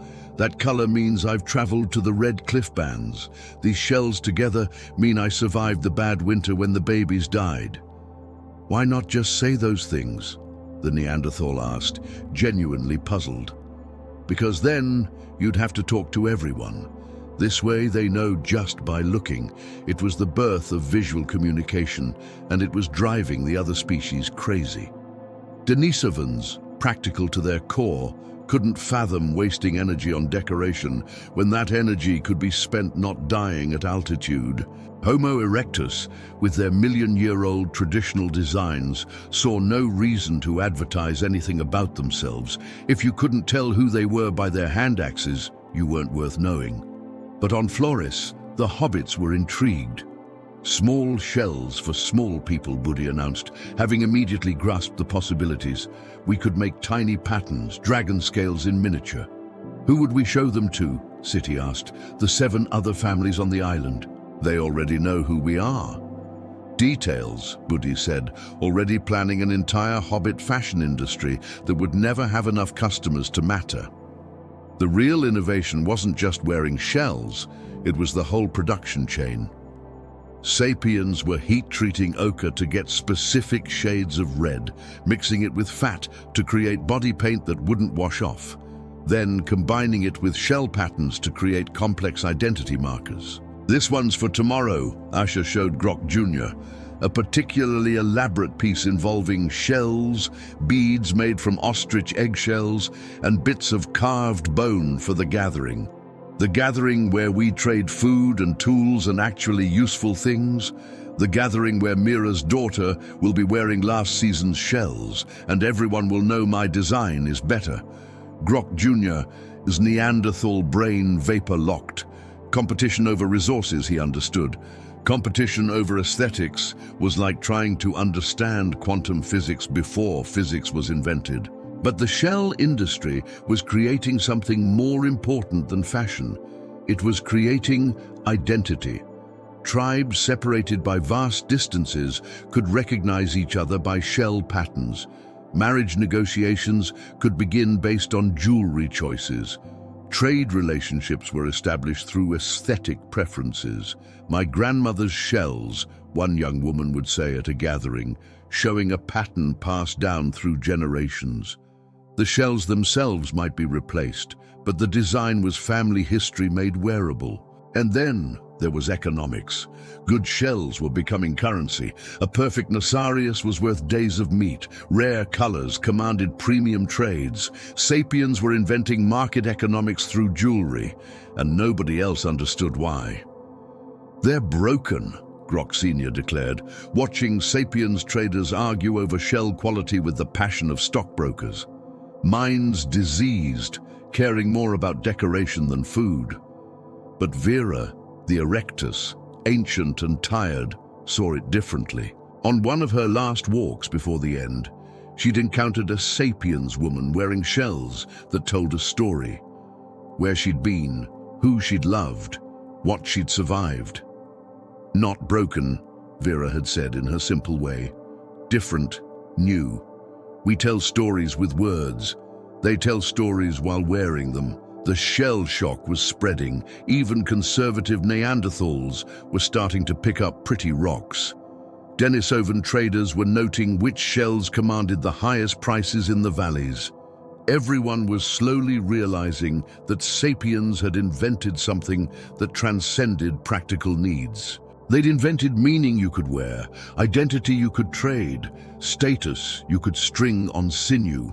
They'd invented fashion, and with it, the idea that humans were more than just surviving meat. Next gathering, Asha promised, adding another shell to her masterpiece. Everyone will want to copy this pattern, but I'll already have a new design. Always ahead, always better, always confusing, Grok Jr. muttered. But he was already collecting unusual shells on his hunts, just in case they might make his strange sapiens wife smile. The fashion industry was born, and with it, the endless human cycle of wanting what others had, creating what others wanted, and always needing something newer, even if it was just shells on a string. If a modern meteorologist traveled back 100,000 years, they'd quit their job, burn their degrees, and take up something less stressful, like bomb disposal or teaching middle school. The weather wasn't just unpredictable, it was actively psychotic. Sky is angry again, Tenzin's father wheezed, watching clouds form patterns that shouldn't exist at this altitude. He'd seen a lot in his 40 years, but the way weather had been acting lately made him wonder if the mountain spirits had been drinking fermented yak milk. He wasn't wrong. Earth was in the middle of marine isotope stage 5C, which sounded clinical and scientific, until you realized it meant climate having a nervous breakdown. Temperature swings of 10 degrees C within decades, rainfall patterns that would switch from Amazon wet to Sahara dry within a human lifetime, sea levels yo-yoing like a toddler with a toy. Down in the valleys, Grok's band was dealing with their own weather mysteries. The summer had been too long. Not nice, extended vacation too long, but plants dying because they need winter dormancy too long. The usual autumn rains hadn't come. The river was lower than any elder remembered. In my grandfather's time, Grok Sr. began, launching into what would have been a climate data presentation if PowerPoint existed. Winter came when the leaves turned red. Grandfather's grandfather, same. His grandfather, same. Now, leaves turn red, die, no winter. The sky is broken. The Neanderthals had thrived during ice ages, their bodies built for cold. This warming trend was like forcing a polar bear to summer in Miami. They were sweating in temperatures their ancestors would have considered perfect for food storage. But the real chaos was happening to the sapiens, spread across multiple climate zones and discovering that none of them were stable. The rains used to come from there. Kaya pointed west, where monsoons had arrived predictably for generations. Now they come from there. She pointed south, where no rain should come from. Sometimes both, sometimes neither. It's like the sky is learning new patterns. She wasn't wrong. The Atlantic Meridional Overturning Circulation, the great ocean conveyor belt that regulated global climate, was stuttering like a broken engine. When it worked, the weather was predictable. When it hiccuped, Europe could go from temperate to tundra in decades. On Flores, the hobbits were experiencing their own version of climate roulette. Sea levels were dropping, connecting their island to others, creating land bridges that shouldn't exist. New animals were arriving. Familiar ones were leaving. The big island is getting bigger, Buddy observed, watching the receding shoreline. Soon we can walk to where tall people live. This is good. This is terrifying, the city corrected. If we can walk there, everything can walk here, including things that hobbits eat. The Denisovans, masters of altitude, were finding that altitude itself was becoming unreliable. Glaciers that had been permanent features were calving, valleys that had been ice-locked were opening, the vertical world they'd mastered was rearranging itself. Mountain moves, Norbu said simply. But the implications were anything but simple. Their entire lifestyle depended on knowing exactly which passes would be open, when, where animals would shelter, how weather would flow through valleys. All that knowledge was becoming obsolete. But the scariest part wasn't the changes themselves. It was the speed. The climate has always changed. Ice ages came and went like very slow seasons. But usually, the changes took millennia, giving evolution time to adapt. Now, changes that should take thousands of years are happening in decades. "My daughter won't know the world I knew," Vera the Erectus said, with the fatalism of someone whose species had survived everything but might not survive this. Her daughter won't know her world. Change too fast, evolution too slow. The irony was bitter. Humans had evolved to be adaptable, but there were limits. When the entire environmental rulebook got rewritten every generation, even the most flexible species struggled. Different human species responded differently. Neanderthals, conservative by nature, tried to maintain traditional patterns even as those patterns failed. Erectus, with their million-year track record, kept doing what had always worked, even as it stopped working. Denisovans adapted locally, but couldn't handle changes at continental scales. Only sapiens, with their distributed populations and obsessive information sharing, were accidentally positioned to survive. Not because they were better adapted to any specific climate, but because they were badly adapted to everything and therefore not specialized for conditions that no longer existed. "Weather is like people now," Asher observed, watching storm patterns that belonged in different seasons collide. Unpredictable, mixing things that shouldn't mix, creating new patterns. "The weather was always like that," Grok Jr. corrected. "We just lived short enough to think it was stable." He was right. The real weather report from 100,000 years ago was simple. Expect chaos. Plan for nothing. Adapt or die. And in the background, like a bass note too low to hear, the climate was winding up for the Toba eruption that would make current weather chaos look like a gentle spring rain. The forecast for the next 1,000 years, ash with a chance of near extinction. The decision to leave wasn't dramatic. There was no council meeting, no great proclamation, just Kaya's grandmother's cousin's band showing up one day with haunted eyes and stories of empty hunting grounds. "North is dead," the leader said simply. "Ice comes early, stays late, herds gone, plants gone. We go south or we go extinct." This was happening across Africa as the Sahara, which had been a parkland of lakes and grasslands, began its transformation into the desert we know today. The green corridors that had connected populations were closing. Water sources that had been reliable for thousands of years were failing. Humans had two choices: follow the resources south or die, trying to maintain territories that could no longer support them. Kaya's band held out for another season, then another. Pride, stubbornness, and deep knowledge of their territory made leaving feel like betrayal. But when the children started showing the hollow-eyed look of chronic hunger, even the elders agreed it was time. "We are walking people," Kaya's mother said, invoking the deepest sapiens tradition. "When the world changes, we walk to where it hasn't changed yet." The Exodus wasn't a single movement, but thousands of individual decisions creating a tide. Bands that had been stable for generations packed up overnight. Traditional enemies found themselves walking the same paths, united by the common enemy of starvation. "Strange days," one elder muttered, sharing a water source with a band they'd been feuding with since before anyone remembered why. "Next, we'll be sharing hunting grounds with Neanderthals." He meant it as a joke. He didn't know that up north, that was exactly what was happening. As sapiens pushed south, they pushed into territories held by other human species for hundreds of thousands of years. It wasn't an invasion, it was desperation dominoes. The Neanderthals, facing their own climate pressures, were also moving. But their movement was different. Where sapiens scattered like seeds, each band finding its own path, Neanderthals moved like glaciers, slowly, reluctantly, maintaining group cohesion at all costs. "We don't run," Grok Sr. declared, even as his hunting grounds became increasingly empty. "This is our land, has been since before your people existed." But even Neanderthal stubbornness had limits. When your choices are moved or watch your children starve, ideology becomes flexible.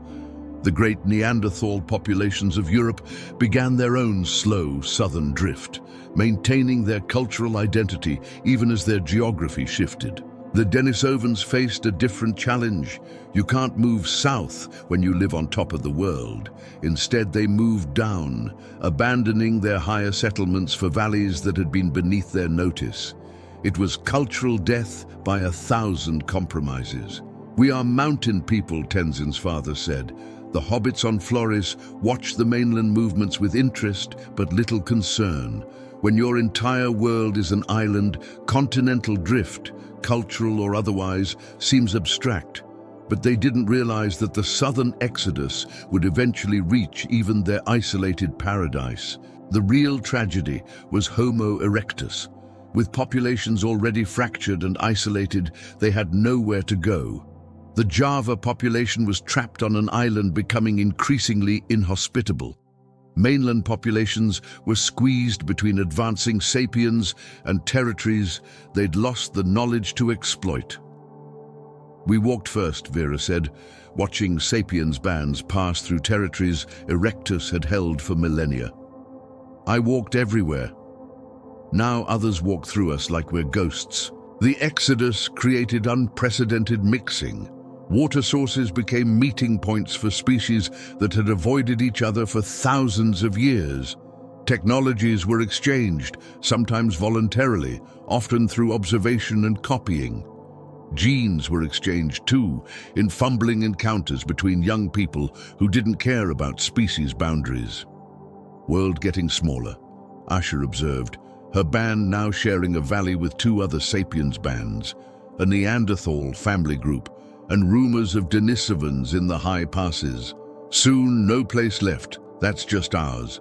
She was prophetic. The great southern exodus wasn't just a migration, it was a compression, forcing different human populations into smaller territories, increasing competition, accelerating cultural exchange, and setting the stage for the final shakeout that would leave only one human species standing.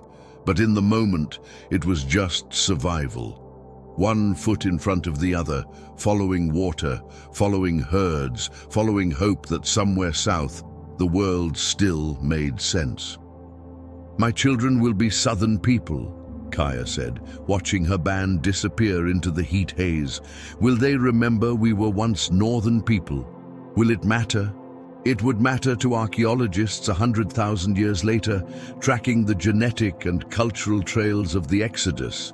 But to the children growing up, knowing only the southern lands, the north would be just stories, tales of a green Sahara as fantastical as any myth. The Great Southern Exodus was humanity's first continental reorganization. It wouldn't be the last, but it was the one that taught humans a fundamental truth. Home isn't a place. It's wherever you can survive. And sometimes, survival means walking away from everything you've ever known. Islands do weird things to evolution. Take a normal-sized elephant, stick it on an island for a few 100,000 years, and you get a pocket-sized proboscidean that a hobbit can hunt. Take a regular human, do the same thing, and apparently you get hobbits. Evolution has a sense of humor, and islands are its comedy clubs. Flores wasn't the only island running evolutionary experiments. Across Indonesia, isolation was creating human varieties that would make modern geneticists weep with frustration and fascination. Each island was a laboratory. Each population a unique experiment in how far you could stretch the definition of human. On Sulawesi, rumors persisted of humans who'd gone the opposite direction from the hobbits, giants who stood 7 feet tall. Whether these were just tall Denisovans, an extinct species, or fishermen's tales enhanced by fermented coconut, nobody knew. But the stories were consistent enough to make traders nervous about certain valleys. Big people, big spears, big problems, one Javanese trader summarized. We trade with coast people only. Luzon had its own population, not quite hobbits, not quite sapiens, definitely not interested in visitors. They developed a culture so insular that even their tools looked alien, with design principles that seemed to have branched off from mainstream human technology sometime around the invention of fire and never looked back. But the weirdest island story was playing out on a speck of land that would later be called Socotra. Somehow, and marine biologists would spend centuries failing to explain this, a population of humans had made it to an island 240 miles off the Arabian coast with no evidence of boats or rafts or any logical way to cross open ocean. Maybe they walked when the ocean was smaller, suggested one trader who'd encountered them. The ocean was never that small, another corrected. Maybe they're very good at holding breath. The Socotrans, not their real name, which was unpronounceable to anyone not born there, had developed in isolation for so long they barely looked human anymore. Not in a hobbit way or a giant way, but in a what happens when you put humans in a place with dragons, blood trees, and no outside contact for 50,000 years way. Their language had evolved so far from any known human tongue that even the polyglot sapiens traders couldn't make sense of it. Their tools were functional, but followed no known tradition.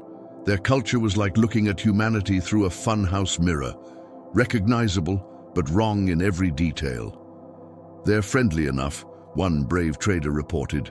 Traded shells for something, not sure what. Might be food, might be decoration, might be religious artifact. Smells like all three. The real evolutionary action was happening in the Philippines, where sea levels had created and destroyed island chains like a deity with commitment issues.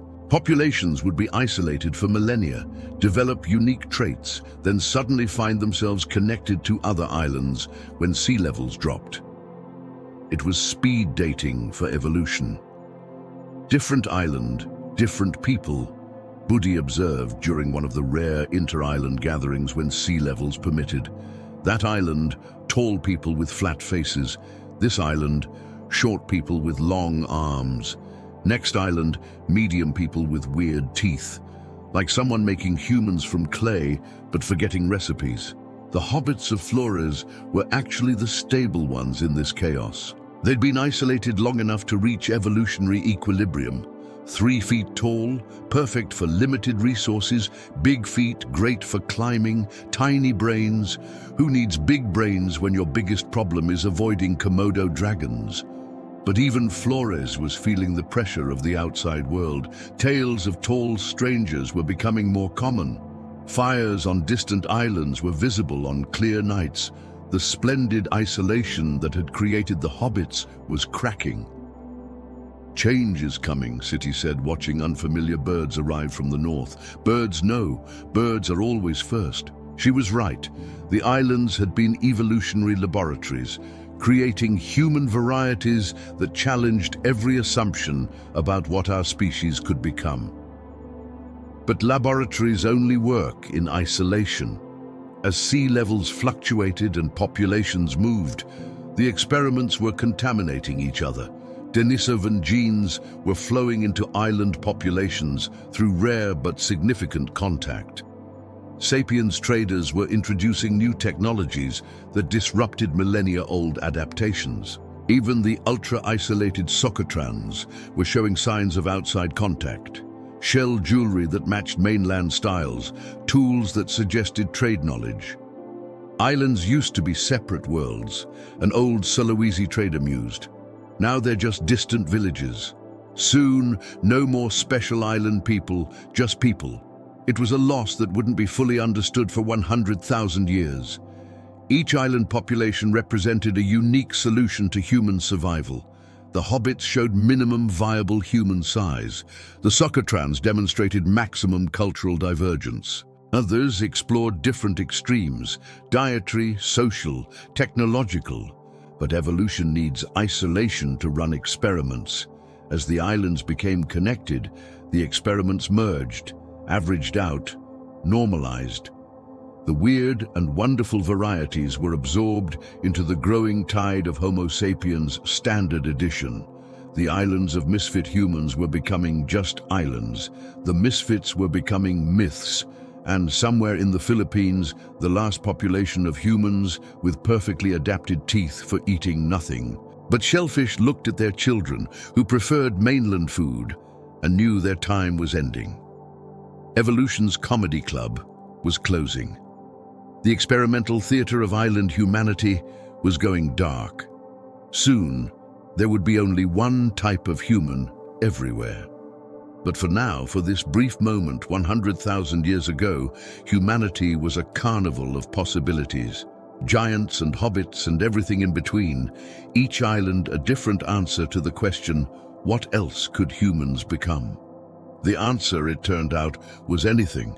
The tragedy was that anything would eventually become one thing. But what a glorious, weird, impossible anything it was while it lasted. Nobody saw it coming. How could they? Volcanoes were just mountains that occasionally burped fire and made good obsidian for tool-making. Sure, sometimes they got grumpy and you had to move your camp, but they were local problems. Background noise in a world full of more immediate dangers, like saber-toothed cats and mothers-in-law. Then Toba erupted. It wasn't an eruption. It was the planet trying to kill everything that walked on two legs. Located in what would become Sumatra, Toba didn't just blow its top. It deleted its entire middle in an explosion that made every other volcanic event look like a birthday candle. The blast itself was just the opening act. Anyone within 1,000 miles was already dead, vaporized, buried in pyroclastic flows, or crushed by the shockwave. But that was the lucky ones. They died fast. Everyone else got to experience volcanic winter. "Sky is gone," Tenzin's son whispered, looking up at where blue should be but finding only grey. It had been 3 months since the southern mountain exploded. They'd seen the flash on the horizon, felt the ground shake even at this distance. But this was wrong. The ash cloud had circled the planet, blocking sunlight with the efficiency of a planetary blackout curtain. Temperatures plummeted 15 degrees globally. In places that were already cold, it meant death. In places that were warm, it meant confusion, crop failure, and ecosystem collapse. Plants won't grow in the dark, Kaya's daughter observed, with the straightforward logic of a child watching her mother's carefully tended wild grain plots wither and die. What do we eat when plants are gone? It was the question every human on the planet was asking. The Toba eruption had triggered a volcanic winter that would last 6 to 10 years. 6 to 10 years of darkness, cold, and death. Homo erectus, already struggling with climate change and competition, faced extinction. Their Java populations closest to the blast were gone.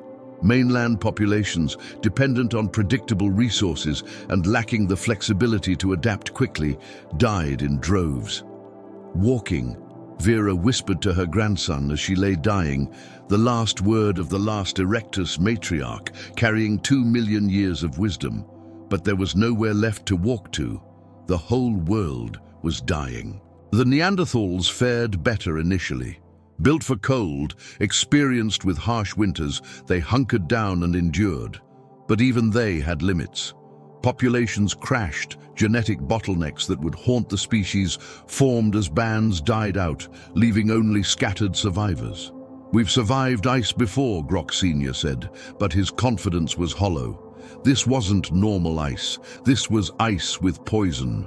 Sulfur dioxide in the atmosphere, creating acid rain that killed plants, poisoned water, made breathing painful. The Denisovans, already adapted to harsh conditions, discovered that there were levels of harsh even they couldn't handle. Altitude provided no escape from global winter. If anything, it made things worse, less atmosphere to trap what little heat remained. Mountain spirits angry at the whole world, Pema said, watching her medicine plants die despite all her knowledge. No medicine for an angry sky. On Flores, the hobbits faced a different crisis. The explosion was distant enough that they avoided the worst direct effects, but the tsunamis that followed wreaked havoc on their coastal resources. Then came the darkness, and with it, the death of plants that fed the animals they hunted. Even dragons dying, Budi reported, finding a Komodo dragon dead from starvation. When the apex predators started dying, you knew the ecosystem was collapsing. But hidden in the catastrophe was an inadvertent experiment in human resilience. Some populations, through luck, location, or sheer stubborn refusal to die, survived. And in surviving, they revealed something crucial about humanity's future. The survivors weren't the strongest. The Neanderthals were stronger. They weren't the most established. Erectus had that claim. They weren't the best adapted to specific environments. The Denisovans owned that title. The survivors were the ones who could change fastest, who could switch from hunting to scavenging, to eating things that would have disgusted them months before, who could abandon territorial claims and follow any resource that might keep them alive one more day, who could look at thousand-year-old traditions and say, that's not working anymore, without having an existential crisis. Homo sapiens, scattered across Africa and parts of Eurasia, had population diversity that other species lacked. When populations in East Africa crashed, some in South Africa survived. When coastal groups died, inland groups persevered. Each pocket that survived carried different genetic variants, different cultural knowledge, and different survival strategies. We are many peoples in one people, Kaya said. Her band now mixed with refugees from 3 other groups, including some who'd been enemies before Toba made such distinctions irrelevant. Maybe that's why we live when others die. The bottleneck was severe. Genetic studies would later suggest the human population dropped to maybe 10,000 individuals, perhaps as low as 3,000, from billions of potential ancestors. Every human alive today descends from this tiny group of volcanic winter survivors. But they did survive, eating leather when meat ran out, grinding bones for the last calories, learning to process foods that required extensive preparation to be edible, developing technologies born of desperation that would become standard practice. When the sky finally began to clear, slowly, painfully over years, the world that emerged was different, emptier. Homo erectus was gone, or reduced to remnants that would soon follow. Neanderthal populations were fragmented, vulnerable.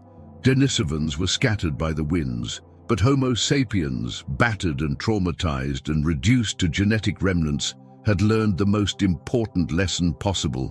When the world ends, the only rule is there are no rules. Tradition, territory, and ancient wisdom mean nothing if they don't keep you alive. Toba had nearly ended humanity. Instead, it had created modern humans, not through evolution, but through education, the ultimate crash course in adaptability. The tuition had been paid in specific ways. The shell was nothing special, a small cowrie, worn smooth by handling. But it had traveled 3,000 miles to get here, passed through 17 different hands, and carried with it something more valuable than any tool or weapon: information. Western people say the fire mountain has stopped, the trader explained, turning the shell over to show markings that meant nothing to Grok Jr., but apparently told entire stories to those who could read them. Sky clearing, animals returning, but different animals, strange ones. This was the new world after Toba. With populations scattered and traditional territories meaningless, the old isolation was impossible. Humans had to trade or die, and in trading, they created the first global information network. The trading post at what would become the Horn of Africa was typical of the new meeting places. a freshwater spring, defensible heights, and crucially, neutral ground. No species claimed it. Everyone needed it. So everyone shared it warily, creating the world's first demilitarized zones. Never thought I'd be trading with Neanderthals, Kaya admitted, watching Grok Jr. demonstrate his people's superior hide-working techniques to a fascinated sapiens audience. Never thought they'd have anything we needed, but they did. Neanderthal cold-weather clothing technology was unmatched. Their hide processing created waterproof seams that sapiens couldn't replicate. In exchange, sapiens offered preserved foods, long-distance information, and, increasingly, bow technology that Neanderthals were grudgingly beginning to accept. Still thinking throwing is cowardice, Grok Jr. muttered. But he was fitting an arrow to string with improving competence. But cowardice that puts meat in a pot is better than honor that doesn't. The Denisovans had become the ultimate middlemen. Their ability to navigate altitude meant they could connect land populations that couldn't reach each other directly. They carried more than goods. They carried genes, diseases, and ideas across impossible terrain. We are bridge people now, Norbu explained. His pack loaded with coastal shells, heading for inland tribes, and mountain herbs heading for the coast. Not mountain people, not valley people, bridge people. But the real revolution was happening with island traders. The catastrophe of Toba had, paradoxically, improved seafaring. Desperate populations had taken to the water in anything that floated, and some had discovered that open ocean wasn't always death. It was just usually death. 3 boats left, 1 survivor reported at a trading post, 1 arrived, but 1 is better than none. The hobbits, forced out of isolation by post-Toba resource scarcity, had become unlikely trading magnates. Their small size meant boats could carry more of them, requiring less food for ocean journeys. They were also discovering that being underestimated was a powerful negotiating tool. Big people think small people stupid, City explained to Budi as they prepared for another trading expedition. Let them think. We count shells while they count fingers. The trading posts weren't just economic centers, they were evolutionary accelerators. Technologies that had taken millennia to develop were spreading in years. Composite tools, fishing techniques, food preservation methods, medicine, all flowing along trade routes like blood through arteries. But, more importantly, ideas were flowing. Creation myths were being compared and combined. Astronomical observations were being shared and refined. The concept that humans could be different but equal was slowly, painfully being born. Your people have stories of the Fire Mountain, a sapiens trader said to a Neanderthal. Our people too. Same mountain, same time, different stories. Maybe both are true. It was a radical thought. That truth could have multiple versions, that different peoples could experience the same event differently and both be right. It was the kind of thinking that only happened when survival depended on cooperation with strangers. The trading posts also became refugee centers. Populations displaced by climate change, resource depletion, or simple bad luck could find temporary shelter and information about where to go next. The old territorial boundaries were meaningless when everyone was displaced. Home is where you don't starve, became the traders' motto. Citizenship in the post-Toba world was fluid, determined more by who would feed you than who gave birth to you. Erectus refugees, the last scattered remnants of Earth's longest-lasting human species, sometimes appeared at trading posts. Old, confused, carrying tool designs that predated everyone else's by eons. They were living fossils, and everyone knew it, including them. We had a good run, one old Erectus man said, trading a perfectly made hand axe for enough food to last a week. Longest run, but running done now. The tragedy was palpable, but the trading posts were creating something new from the ashes of the old. A proto-economy based on mutual need information networks that spanned continents' genetic mixing that would give future humans the diversity to survive anything. Before Fire Mountain, there were many people pretending to be alone, Usha observed. Her neck decorated with shells from oceans she'd never seen, wearing hide processed with Neanderthal techniques, carrying tools that combined traditions from 6 different cultures. Now we're alone, people learning to be many. The trading posts at the end of the world weren't just places to exchange goods. They were the birthplace of globalization, 100,000 years before the globe was even mapped. They were universities where species taught each other. They were refugee camps for the displaced. They were neutral grounds for enemies. They were, in their rough and desperate way, the first truly human institutions, places where what you could contribute mattered more than what species you were. The shell that had traveled 3,000 miles carried no intrinsic value, but it carried proof that somewhere 3,000 miles away, humans were surviving. And in the post-Toba world, that information was worth more than all the perfect hand axes ever made. The world was ending. Trade was building a new one shell, one story, one survival technique at a time. The cough started innocuously enough. A sapiens trader arriving at the neutral springs near what would become the Dead Sea, clearing his throat as he unpacked shells from the Mediterranean.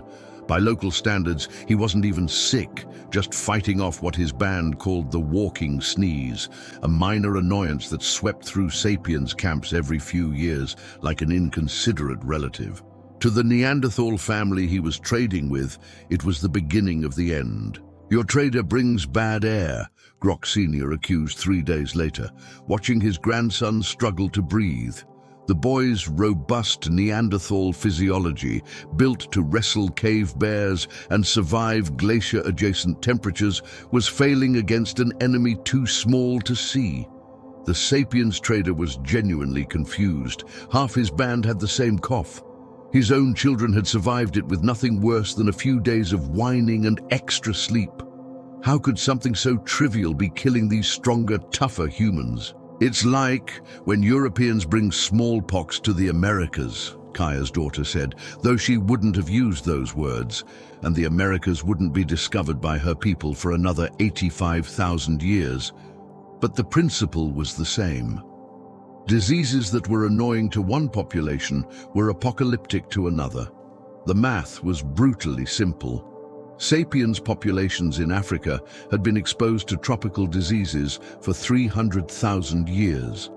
Their immune systems were a library of antibodies, each hard-won through generations of survival. They carried tuberculosis, various gut parasites, respiratory infections, and blood-borne pathogens that they'd learned to coexist with. Neanderthals had their own disease library, but it was written in a different language. Cold-adapted pathogens, cave-dwelling bacteria, European parasites that sapiens had never encountered. In a fair exchange, both populations should have been equally vulnerable. But the exchange wasn't fair. Sapiens were moving into Neanderthal territory in larger numbers than the reverse. They were bringing African diseases to European immune systems, while Neanderthal diseases mostly stayed in Europe. It was biological imperialism, conducted entirely by accident. "We didn't know," the sapiens trader protested, watching the Neanderthal boy's fever spike. "How could we know?" He was right. Germ theory wouldn't be invented for 900 years.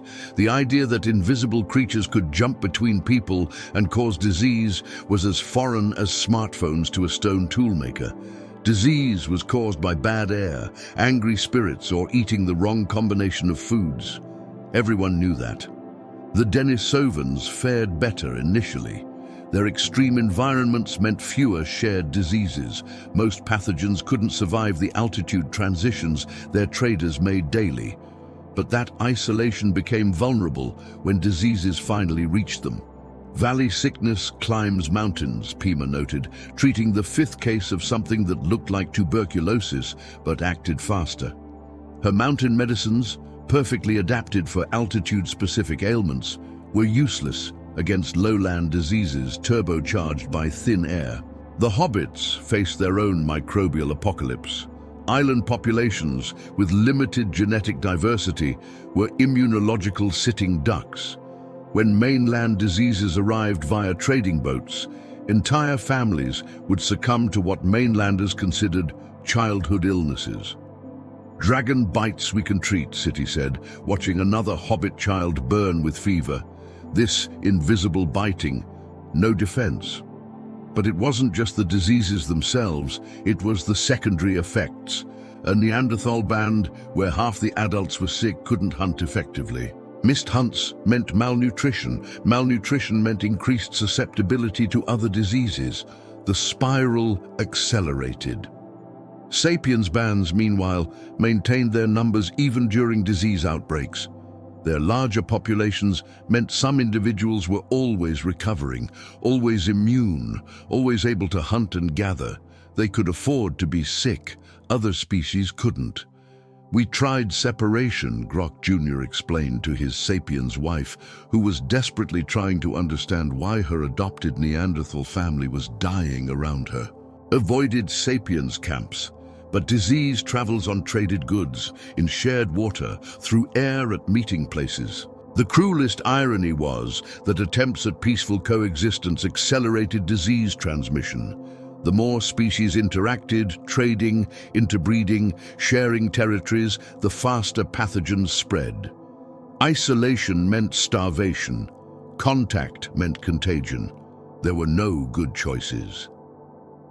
"Maybe this is why we are the only species left," Asher said quietly, watching a mixed funeral where sapiens and Neanderthal customs awkwardly combined to honor a child who'd been both. "Not because we are stronger or smarter, but because we carry death and don't die from it." The invisible army marched wherever sapiens traveled, into Europe, where Neanderthal populations crashed not from warfare, but from wheezing. Across Asia, where Denisovan mountain strongholds became plague pits, to islands where hobbit populations discovered that the scariest predator was something you couldn't see. By the time anyone understood what was happening, it was over. The disease exchanges had run their course. Populations had either developed immunity or died. The survivors were mostly sapiens, not through any superiority, but through the biological accident of having evolved alongside nastier microbes. "We are walking disease," a sapiens elder said, understanding dawning with horrible clarity. "We poison everything we touch." "Not poison," his Neanderthal grandson corrected, one of the few hybrids to inherit the right combination of immune genes. "Just different, but different kills as surely as spears." The invisible army had conquered continents without a single battle. No monuments would mark their victories. No songs would celebrate their triumphs. Just empty caves where laughter once echoed, abandoned tools whose makers' lungs had filled with fluid, and the guilty survival of those whose bodies carried weapons they never chose to wield. Modern humans celebrate their prehistoric ancestors' triumph over other species. We rarely acknowledge that our greatest weapon wasn't intelligence or tools or social cooperation. It was the common cold. Her name, if she'd had one that could be translated, might have been "Remembers the Stories." But by the time the last Neanderthal woman sat in Gorham's cave in Gibraltar, watching the African coast shimmer in the distance, there was no one left to remember her name, or any Neanderthal names, or the language they were spoken in. She was 43, ancient by any human standard of the time, and she was completely, utterly alone. "I tell you so you know," she said to the waves, "because talking to yourself wasn't crazy when there was literally no one else of your species to talk to. So someone knows we were more than strong, more than hunters, more than the dying ones." She remembered when the cave had housed 40 people, her mother's time, when Neanderthals were still Neanderthals, and not the scattered hybrid remnants trying to breed their way into survival. Back when they had their own stories, their own songs, their own ways of seeing the world that needed no justification or comparison to anyone else's. "We sang," she said, her voice cracking from disuse. How long since she'd spoken to another person? Months? Years? Time meant nothing when you were the last. Not like sapiens singing, all words and showing off. We sang with the cave, voices and echoes together.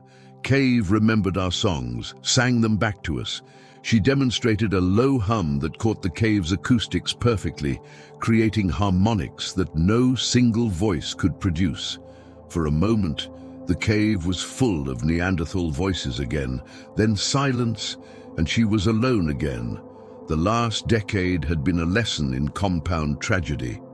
First, the diseases, waves of them, each taking those with the purest Neanderthal blood first, then the absorption. The young ones who survived by mating with sapiens, their children looking less and less Neanderthal with each generation until only behaviors remained. A way of napping flint, a preference for certain hunting grounds, ghosts of culture in increasingly sapiens' bodies. My daughter lives, she said, and it was both true and the cruelest lie possible. Somewhere north, in what would be Spain, her daughter lived in a sapiens band. But she wore sapiens clothes, spoke sapiens language, thought sapiens thoughts. Her children wouldn't even know the word for what their grandmother was. The cave walls held memories. Here, the marks where her father had hung his spears. There, the depression where her mother had ground ochre for 6 decades. The fire pit that had burned continuously for longer than anyone remembered, until the day it didn't, because there was no one left to tend it. We knew the end, she admitted to the ancient ashes. Not sudden knowing, slow knowing, like watching winter come, but lasting forever. She remembered the last gathering 15 summers ago. 3 bands, meeting at the traditional spot, except they weren't bands anymore, just scattered families, some already half sapiens, pretending things were normal. The young ones had tried to perform the old dances, but got the steps wrong. The stories were told, but key parts were forgotten, replaced with sapiens elements that didn't fit. Like wearing clothes that don't fit, she muttered. Like singing songs in the wrong language, like being dead but still walking. The cruelest part was the kindness. The sapiens weren't monsters. Many tried to help, to include, to preserve. But kindness could be its own form of extinction. They'd welcome Neanderthal refugees, teach them sapiens ways, celebrate when the children survived, never understanding they were performing euthanasia on an entire culture. They paint their caves with animals, she said, remembering visiting a sapiens site and seeing their art. Beautiful. But why? Animals are outside. Why trap them in stone? We painted ourselves, our hands, our being here. That's what mattered. Her own hands were swollen with arthritis, too painful now to properly nap flint. She'd been reduced to using sapiens-style tools, the final indignity. Even her daily survival depended on abandoning Neanderthal ways. The food was running low, had been for days, maybe weeks. She'd stopped counting. A Neanderthal alone couldn't hunt the old way, couldn't maintain the networks of knowledge about herds and seasons, couldn't even keep a proper fire going with hands that struggled to hold kindling. Could walk to them, she mused, looking north where sapiens' camp sent smoke into the sky. They would take me in, feed me, care for an old woman, call it kindness. But she'd made this choice years ago, when the last Neanderthal male in Gibraltar had died. She could have left then, joined the hybrid bands, lived longer. Instead, she'd stayed. Someone had to be the last. Someone had to remember without dilution, without translation, without adaptation. We were not just the strong ones, she said, beginning what might be her final recitation. We loved each other. We laughed. We cared for broken ones. We made beauty because beauty mattered. We were people, full people, not Homo sapiens, not failed humans. People. The sun was setting, painting the cave red, the color Neanderthals had used before anyone else, the color that meant life and death and the bridge between.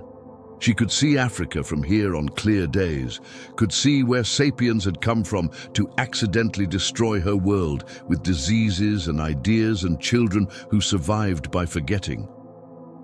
I am last, she said simply. After me, only stories, Sapiens stories about us. Wrong stories, kind stories, stories that make us what we weren't. But no one left to say that's not how it was. No one remembers the truth. She closed her eyes, listening to the cave breathe around her. 40,000 years of Neanderthal presence in this place, ending with one old woman who hurt too much to gather limpets, too proud to accept charity, too stubborn to let her people die unmourned in their own tongue. When sapiens found her 3 months later, they buried her with respect, even honor. They painted her with ochre and left offerings. They told stories about the last Neanderthal, noble and tragic. They got almost everything wrong, but at least they tried to remember. That was more than extinction usually got.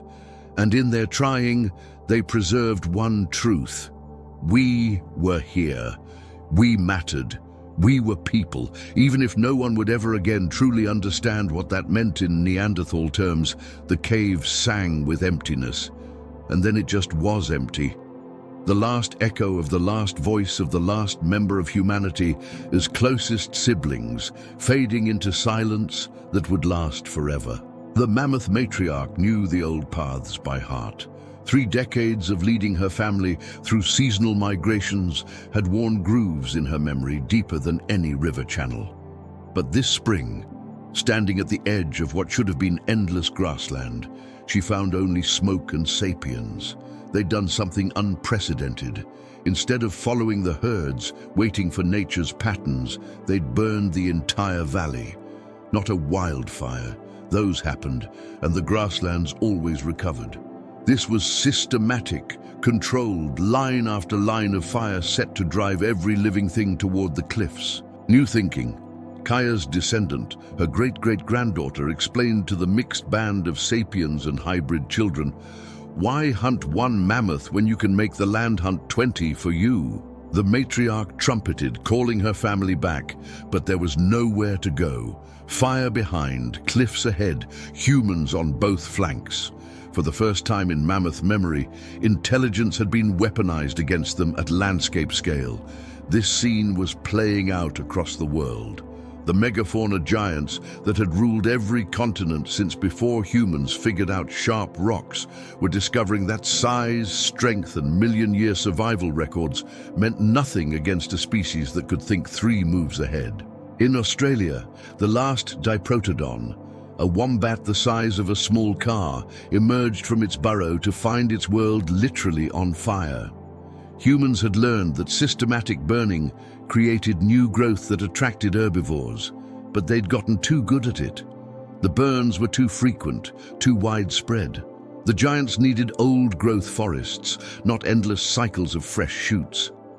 "Big ones can't adapt fast," observed a hunter who'd never seen a living diprotodon, but had heard grandfather's stories. "I need too much food, too much space, too much time to make babies. We change land faster than they change themselves." South America was writing its own tragedy. Ground sloths that had survived every predator nature could evolve were meeting their match in persistence hunters who understood physics. Why fight a giant sloth's claws when you could just follow it for 3 days until heat exhaustion did your work for you? "They're too big for their own good," a sapiens hunter explained, watching a megatherium collapse from hypothermia. "All that muscle makes heat. Can't cool down fast enough. We just walk and wait." But it wasn't just hunting. It was ecosystem engineering on a scale that would make modern humans jealous. Fire stick farming in Australia, canyon drives in Europe, island hopping extinctions in Southeast Asia. Each technique perfectly adapted to local conditions, each devastating to megafauna that had evolved for stability. The Neanderthals, in their final generations, watched this transformation with horror and grudging respect.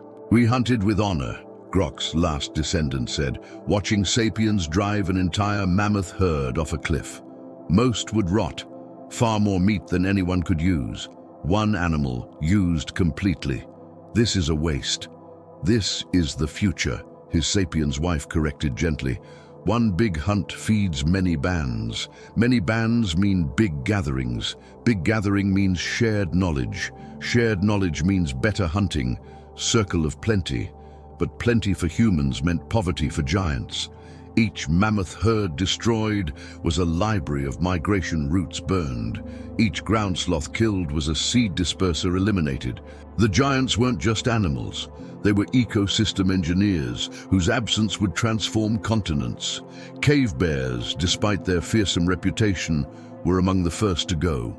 Hibernation sites that had been safe for millennia became traps when humans learned to seal caves and wait for spring starvation to do the killing. An entire species defeated by patience and stone walls. Doesn't feel like victory, one young hunter admitted, looking at a cave full of bear skeletons. Feels like emptying. The hobbits on Floris watched their dwarf elephants disappear with bewilderment. They'd hunted them sustainably for 50,000 years.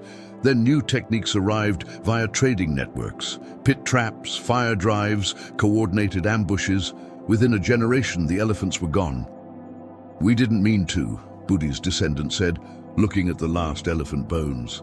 "Just got too good at hunting, forgot to stop."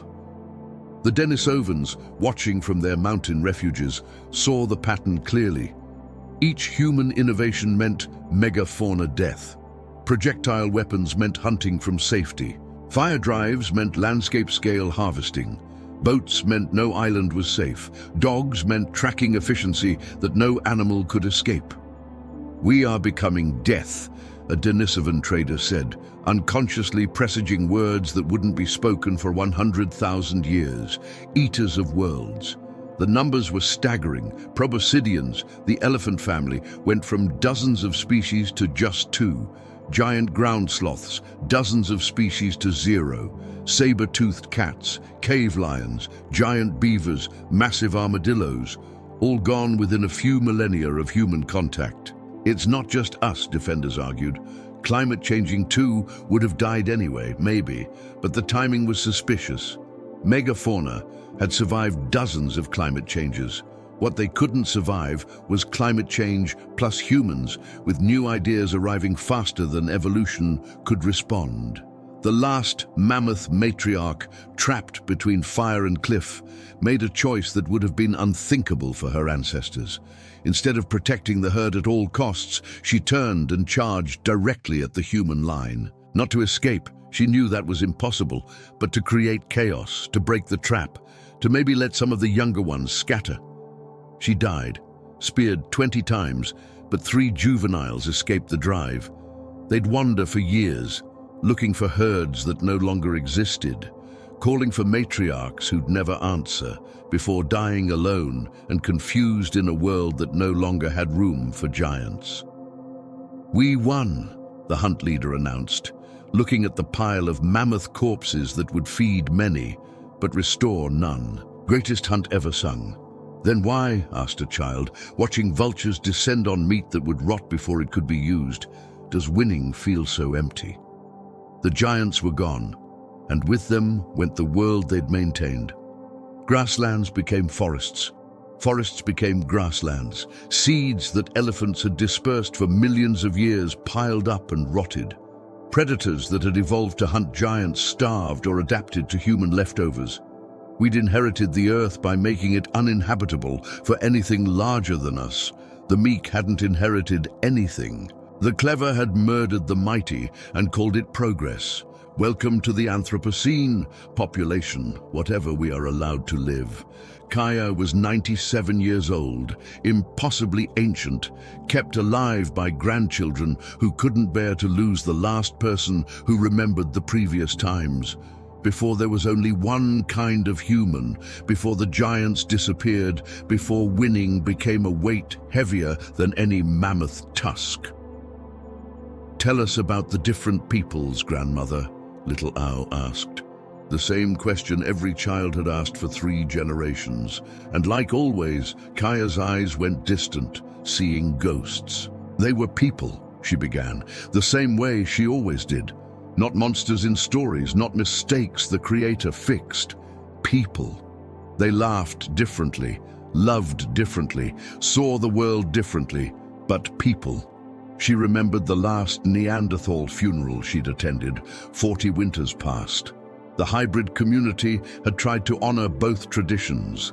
Sapiens, grave goods for the afterlife journey. Neanderthal positioning facing the sunrise. Nobody was sure they'd gotten either tradition right. Too many keepers of knowledge had died, taking their memories with them. My grandmother's sister married a Neanderthal man, she continued. Though she'd told this story so many times, it had worn smooth like river stones. Their children were strong, smart, best of both, but also neither. Belonged nowhere full way. The children nodded solemnly. They all knew families with the thick body, quick mind combination that marked Neanderthal heritage. But knowing your great-grandfather was a different species was a strange weight to carry. Why did others die, grandmother, Io's sister asked, if they were people like us? Kaya had spent decades trying to answer that question. The simple answers, disease, climate, competition, were true, but felt hollow, like explaining sunset by saying the sun goes down. Accurate, but missing the whole sky. We were weeds, she said finally. Others were gardens. Gardens are beautiful, everything in place, perfect for their spot. But weeds, she gestured at the hardy plants growing through camp. Weeds grow anywhere, eat anything, survive everything. Not better, just harder to kill. She remembered the last time she'd seen a living Denisovan, 35 winters past. A trader, ancient, carrying medicines no sapiens knew how to make. He'd looked at the thriving sapiens camp with eyes that held no anger, just exhaustion. You won, he'd said simply. The world is yours now. Try not to break it. Then he'd walked back up his mountain and never came down again. The guilt, Kaya said, surprising herself by speaking thoughts she usually kept buried, is not that we killed them, not with spears, not on purpose. Guilt is that we lived by accident, by being worse at everything but surviving. She thought of all the knowledge lost, Neanderthal cave harmonics that no sapien's throat could properly reproduce, Denisovan altitude medicines that worked through mechanisms nobody understood, Erectus wayfinding that had guided them across continents for millions of years, even Hobbit dragoncraft perfectly adapted to an island ecosystem that no longer existed. We are like a child who inherits the library, but can't read, she said. We have the whole world, but lost instructions for using it. Right, the irony cut deep. Sapiens had survived through flexibility, through adapting faster than evolution allowed.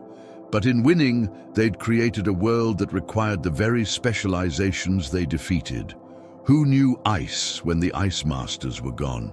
Who understood giants when the giant hunters had vanished? Who could read the deep patterns when the pattern keepers had died?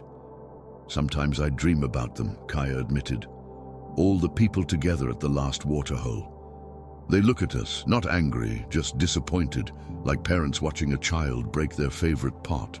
Sad for pot, sad for child who now has no pot. The children were quiet. This wasn't how the story usually went. Usually my grandmother talked about the clever innovations, the brave explorations, the triumph of the human spirit. This was different, heavier. Are we bad, grandmother? Ao asked in a small voice. No, Kaya said firmly. We are what we are. Weeds don't choose to choke gardens. Rain doesn't choose to flood. We survived because that's what life does. But she paused, looking at the diverse faces around her. Some showing Neanderthal thickness, others the lean build of pure sapiens, a few with features that whispered of Denisovan heritage. All human now, all carrying ghosts in their cells. But we carry responsibility now. We are the only ones left to remember all peoples, to learn from all ways, to honor the deceased by living better. She thought of the empty world they'd inherited, the mammoth highways now forests, the giant sloth gardens now tangled, the cave bear homes now echoing human voices. Every absence is a reminder of what thoughtless success costs. When I die, she said, causing grandchildren to protest reflexively, you must remember this. We won by accident. We inherited it by default. We are not chosen. We are what's left. and what's left must be enough to honor what's gone. That night, Kaya dreamed the dream again, all the people at the waterhole. But this time, they weren't disappointed. They were waiting, patient as only the dead can be, waiting for their accidental inheritors to become worthy of the empty world they'd won. She woke, knowing she wouldn't see another spring. But she told the story, planted the guilt like seeds. Maybe it would grow into wisdom. Maybe her great-great-grandchildren would find ways to fill some of the absences their survival had created.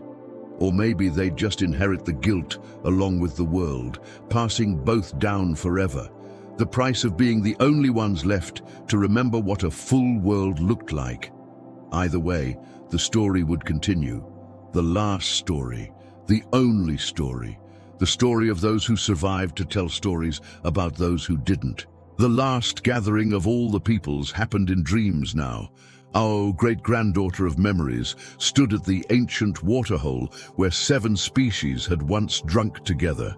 But she stood alone, except for shadows only she could see. It had been 20 winters since the last confirmed non-sapiens human died.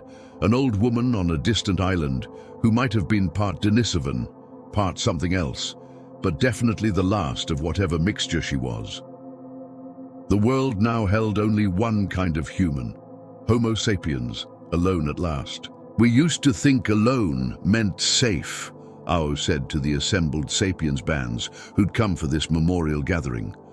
No competition, no other humans to fight for resources, just us, everywhere, forever. She paused, looking at the 1,000 faces. More humans in one place than had existed in some entire species. All sapiens, all victorious, all somehow diminished by their solitary success.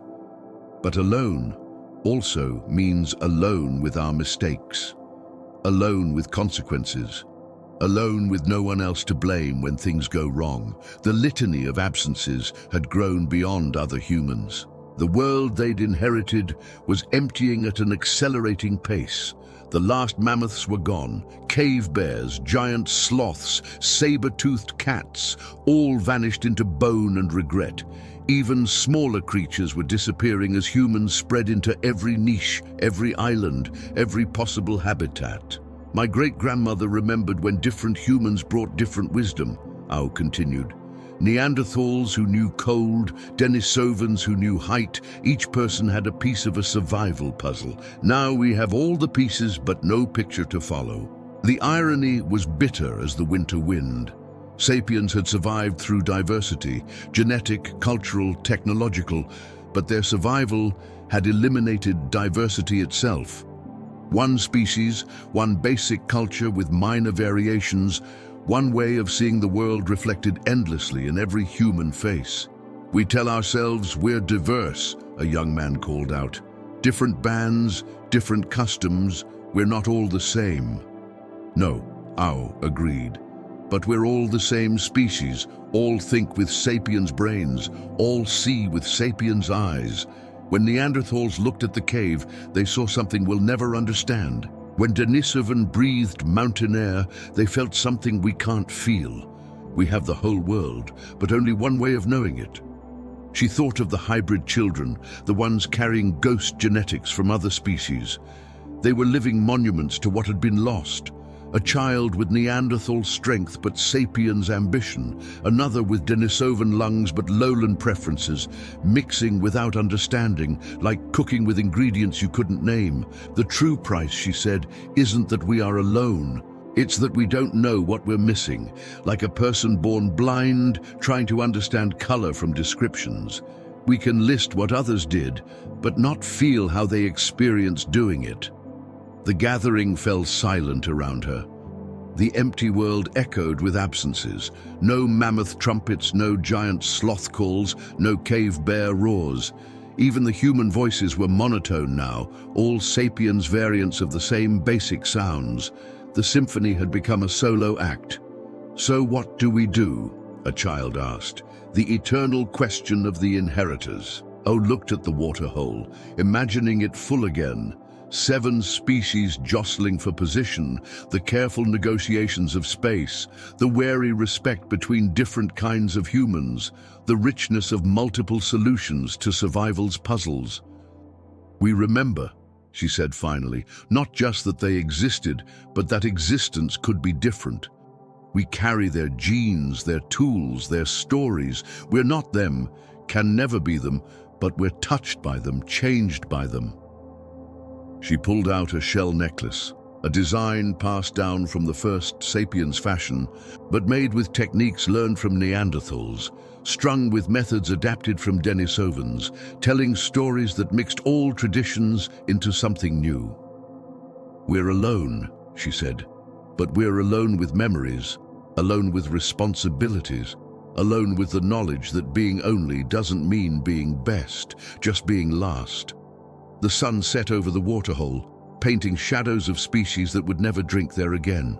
But in the flames of the evening fires, in the stories told to children, in the dreams of the guilty survivors, the ghosts gathered still: Neanderthal strength, Denisovan adaptation, Erectus endurance, Hobbit ingenuity, all the ways of being human that weren't sapiens but were undeniably human. "The world is ours," Ao concluded.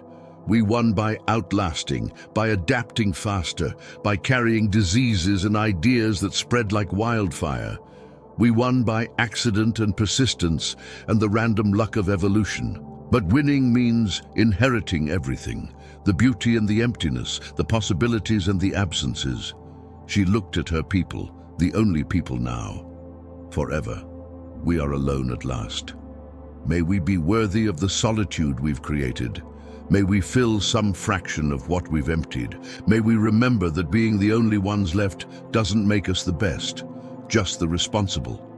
The gathering dispersed, each band returning to territories that once held different species, carrying shells and stones and stories, carrying genes that whispered of other ways, carrying the endless burden of being the sole inheritors of a world built for diversity. Homo sapiens, wise humans, alone at last with their wisdom and their emptiness, trying to be enough for a world that had thrived on many. The price of victory was everything they'd defeated. The prize was an empty throne in an echoing palace, ruling subjects who all shared the same face in the mirror. They'd won evolution's lottery. Now they had to figure out what to do with the winnings. Forever alone, the last human species stood at the waterhole, seeing only their own reflection multiplied infinitely. They'd achieved what no species had before: total dominance, complete solitude, absolute victory. It tasted like ashes. It echoed like extinction. It stretched ahead like a road with no turnings, no surprises, no others to meet along the way. Just Homo sapiens, wise and alone, inheriting the earth they'd accidentally emptied in their triumphant stumble toward tomorrow. The story of the 7 species had become the story of one, and that one would spend the rest of history wondering what the other 6 would have done differently. Alone at last, the price paid in full. The future is uncertain as fog, but certainly, utterly, eternally human in only one way. The waterhole reflected stars and a single species drinking deeply from the well of their solitary victory.